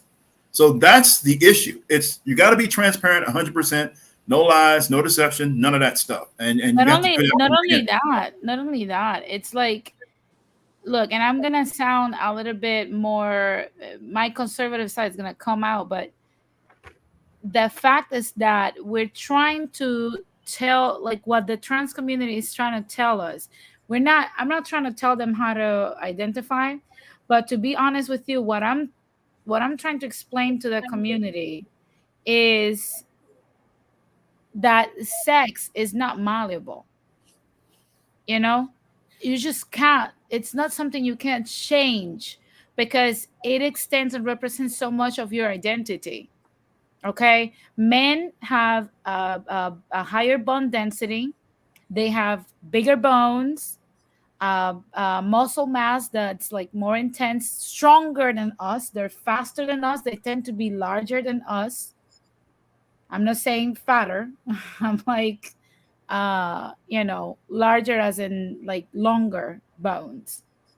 And they have a key ingredient that's a tiny detail, but it's very important. That is testosterone. So I don't care. Sex is not malleable. You cosmetically can change something. You can put all the lipstick you want on you, but you're still a male. And for a heterosexual man that wants to have sex with women, for you to deceive that person and tell them, "Hey, you're having sex with a woman," and then they found out later on you were a man. Hey, Denise. Yeah. I'm sorry to interrupt you. You might have to break it down a little bit clearly so they can understand. For a cisgendered man that may want to have relations with cisgendered women, so Ah, they can understand that a little bit I clearer. hate that term. I hate that me term, sis. too. I hate it because, especially as a man, because I do not want anybody trying to call me a sis because that already sounds emasculating. I Yeah. hate it. I hate it. I mean, hetero.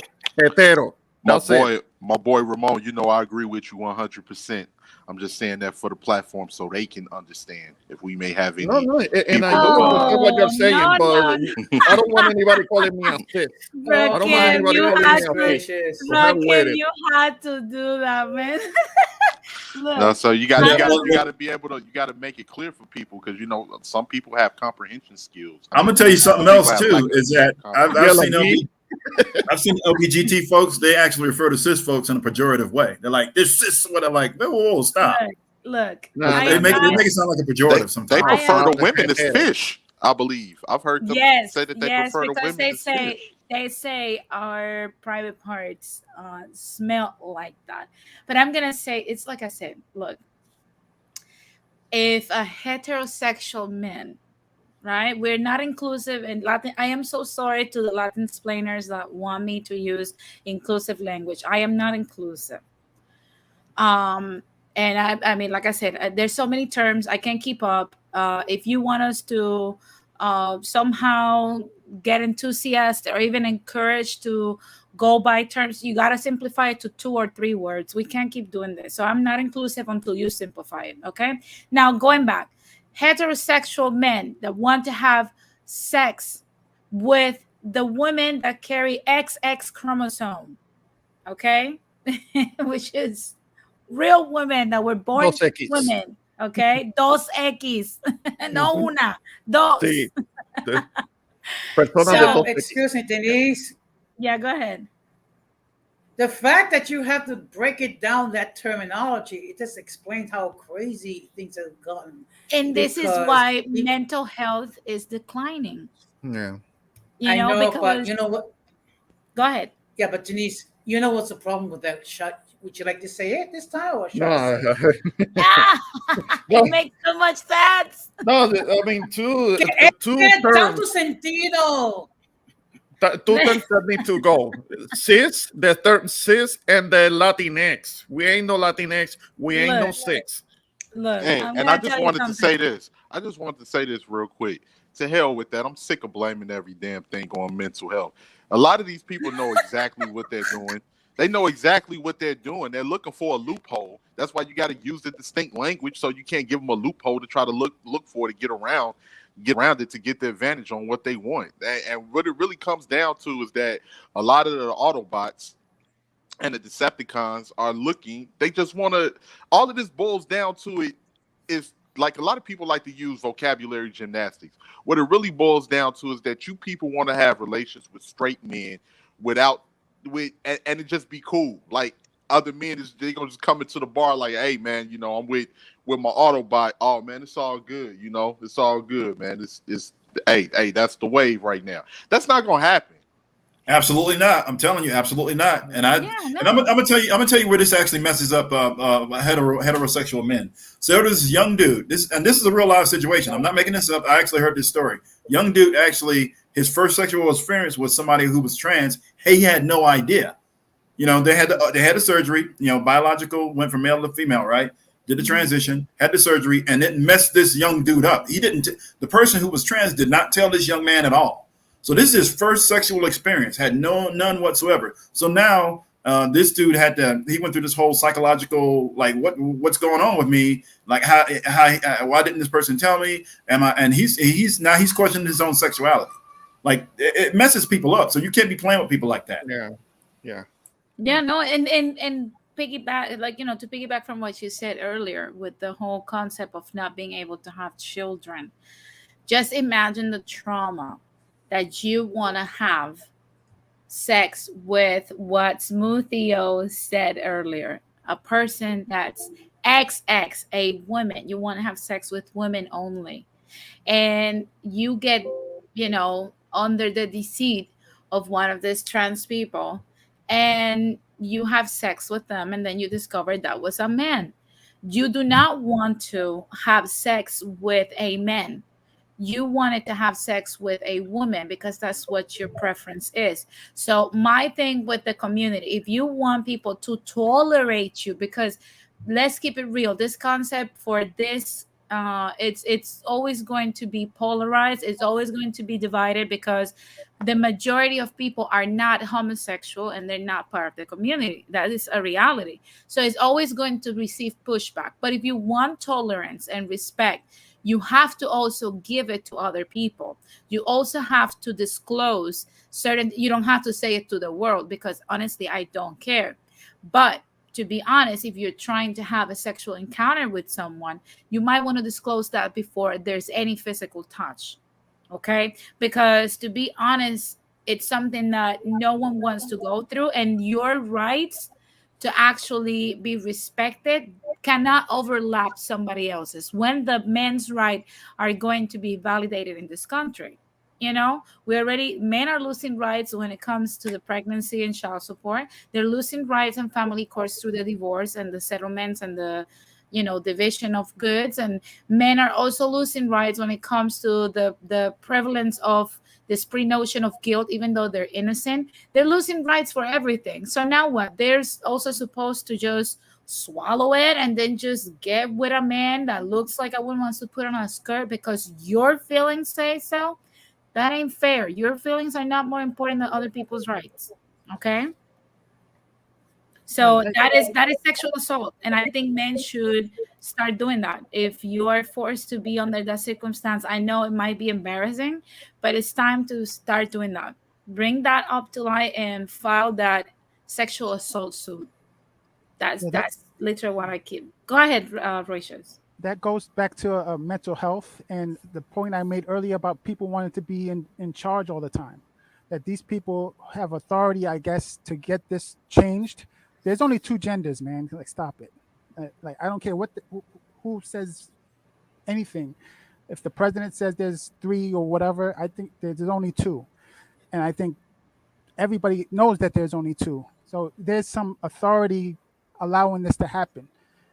You know, that's a mental health issue. That's, you know, it's clearly not defensible with a rational justification why there are three genders or five genders or 10 genders or 15 genders. There's only two. So why there's no such thing, as far as I'm concerned, as a trans woman. You're not a woman at all, right? So if you are a man and you want to have willing legal sexual activities with other men, you are a homosexual. That is by definition. So you try to mask it all you want by using another term, it's not going to help, because I understand what the concept means, whether you change the name or not. You know, you can call something an apple in English, and Spanish is a different word, and Chinese is a different word, and Russian is a different word. It's still the same apple, right? So how you phrase it does not matter if I know what we're talking about, right? So once we understand concepts, how you phrase it does not matter. Yeah, and it goes to show, you know, what I mean about, you know, the whole concept of mental health is because we are forced to live under pressure first through our what our mind tells us and our instinct tells us that is the right thing to do and say, versus what these people with these fake cards that they have created want us to say. And we are out here self regulating ourselves from not saying things that just come natural to us. If you look to a trans woman, she looks like a male. You know, I'm going to say she because I don't have a problem with that. Some people might, but me personally, I don't. I can call her a she. No, it can be whatever, but it's a she to him or whatever, but still looks masculine, you know? So Mhm. if a person calls a trans woman a man, you got to understand you are going against nature. We don't have to adapt to you. Our brains recognizes a male, Yeah. and we can't continue to promote this anxiety and this madness because people are not trying to be offensive. I get it. There are people that purposely do it just to be offensive and say disgusting things, but that's not the case for the majority of people. you know, and nobody's just trying to do those things. So stop trying to quote unquote. One of the things that I hate from my generation on social media is like, let me educate you. Oh, But that's so condescending. oh my, That condescending ass talk. I hate it. I I hate it. As if hate I can that. do my Hey own guys, thinking. hey guys, Yeah. who remember that Malik Yoba interview on the Breakfast Club where he was with the Transformers and they was he was speaking on their behalf and then they was correcting him on a lot of stuff that he didn't even know. That's exactly like is you can just implement things at the drop of a dime and just say, you know what, we're switching up. This is the category right here. This is the category now, and and that's exactly what has been happening. You know, I'm all for everybody having their equal rights. I don't think any of us would disagree with that. But when does it goes from, and that's what I say. It's not about. That's why I say it's not mental health because when does it goes from having equal rights to just outright power? Where do we draw the line? Because now what you're trying to do is make people that you're trying to make people bend to your will. You're trying to Mhm. force a lifestyle on people that's not conducive to reproduction. That's not conducive to building up, the country and creating you know, people that are born to continue on with legacy. That's exactly what you're doing. And this is not to disrespect any of Transformers, Autobots and Yeah. Decepticons. So I'm not trying to disrespect anybody, so be cool, Optimus Prime. But I'm just trying to say, like, you're trying to, implement this in children's heads to get them to do what? Because now it's going to be confused. And if you have, so you just, I don't know, it's just crazy because it seems like you just want everybody to be just gender fluid, sleep with whoever you want to sleep with, be whoever you want to be free, and still produce a normal running society that's going to be able to compete against other superpowers in the rest of the world. It's not gonna work like this. And I don't know Well, what's going on. I really don't. well, well, let me tell you something. So when Russia Ukraine popped off, they had some folks who were trans, and they hadn't done the surgery just yet. They were like, "Look, all that stuff's out the window. You're fighting." So that's what it came down to. Yeah, Yeah, yeah. I'm sure if there were, I'm sure if, oh, my bad. no, Yeah. go ahead, Ramon. No, I'm sure if there were feminists in the Ukraine, they became feminine real quick. I mean, so that they could get on those trains out of town with the kids, and the men had to stay behind. I mean, that was very convenient. I'm sure they did. They stopped. They ceased and desisted with that mentality real quick when the fighting broke out. Because the men had to stay behind, the actual men had to stay behind, and then whoever was a feminist over there, I'm sure they changed their mind really quick. I gotta agree with my boy Ramon on that one, because if that was to happen here in the United States, you would see a big difference. If we got invaded by the Russians, all of these people that's waving these flags and twerking on cars, they'll tend to change up real quick when they feel them 7.62s flying past their head. So it's just crazy how people can have this imaginary way of thinking until they're forced to face reality, and then they revert back to what they know. Yeah. Well, guys, we have extended our stay, and I get that this topic it's popping. And like I said, I think I should do probably separate parts, because it's such an ample topic to talk about. Yeah. And that way, we can better ourselves, and me and Ramon can box round to round. No, I'm joking. Yeah. Give me a chance. Give me a chance to brush up on my comprehension skills. No, No, but I'm fine. I'm fine. I understand what you Denise, said. No, that's it's yeah. We can hilarious. go at it again. Definitely. Until Jose pulls out la chancla, and then I have to go running, and you know. Yeah. No. Not the chancla. Holy. No. I don't want to. But No, but anyway, one yeah, thing, go if ahead. it's all right. Also, one thing. We need to remember that when it comes to the when it comes to the rainbow community. Last I read, the amount of people that uh, identify themselves as such is about 5.6% of the population. And we make up the other, 94.6% of the population. Why 5.6% can dominate the rest? They shouldn't be in a position where they can dictate to the other 94.6%. Well, they're getting political help. They're getting political help. So that's what's happening. Yeah. It They're goes back getting to authority. Yeah, I love that you brought up that point, Royces. Yeah, they're making the donations in the right places. I get that part. I get it. And not only that, the elites, and I'm not gonna take final statement because we extended a lot, and I get it was mostly my focus. I talk a lot, but I promise I'll bring the topic apart too. But one thing I would say is that I love that Royces brought up that point because it sums it up beautifully, and I love it because it's all about power, and the elites will empower people that they know will feel quote unquote empowered to continue the division and run havoc amongst the peasantry. Look at the people they have empowered. Women, one of the groups of people that if women don't comply to what the men say and what the man needs, that man is on an unhappy, sexless marriage. That man will be single and broken. That man will have no energy and it will be too distracted and too tired to group up with other men and carry out a revolution. Okay? Same goes for the gays. Same goes for everything else.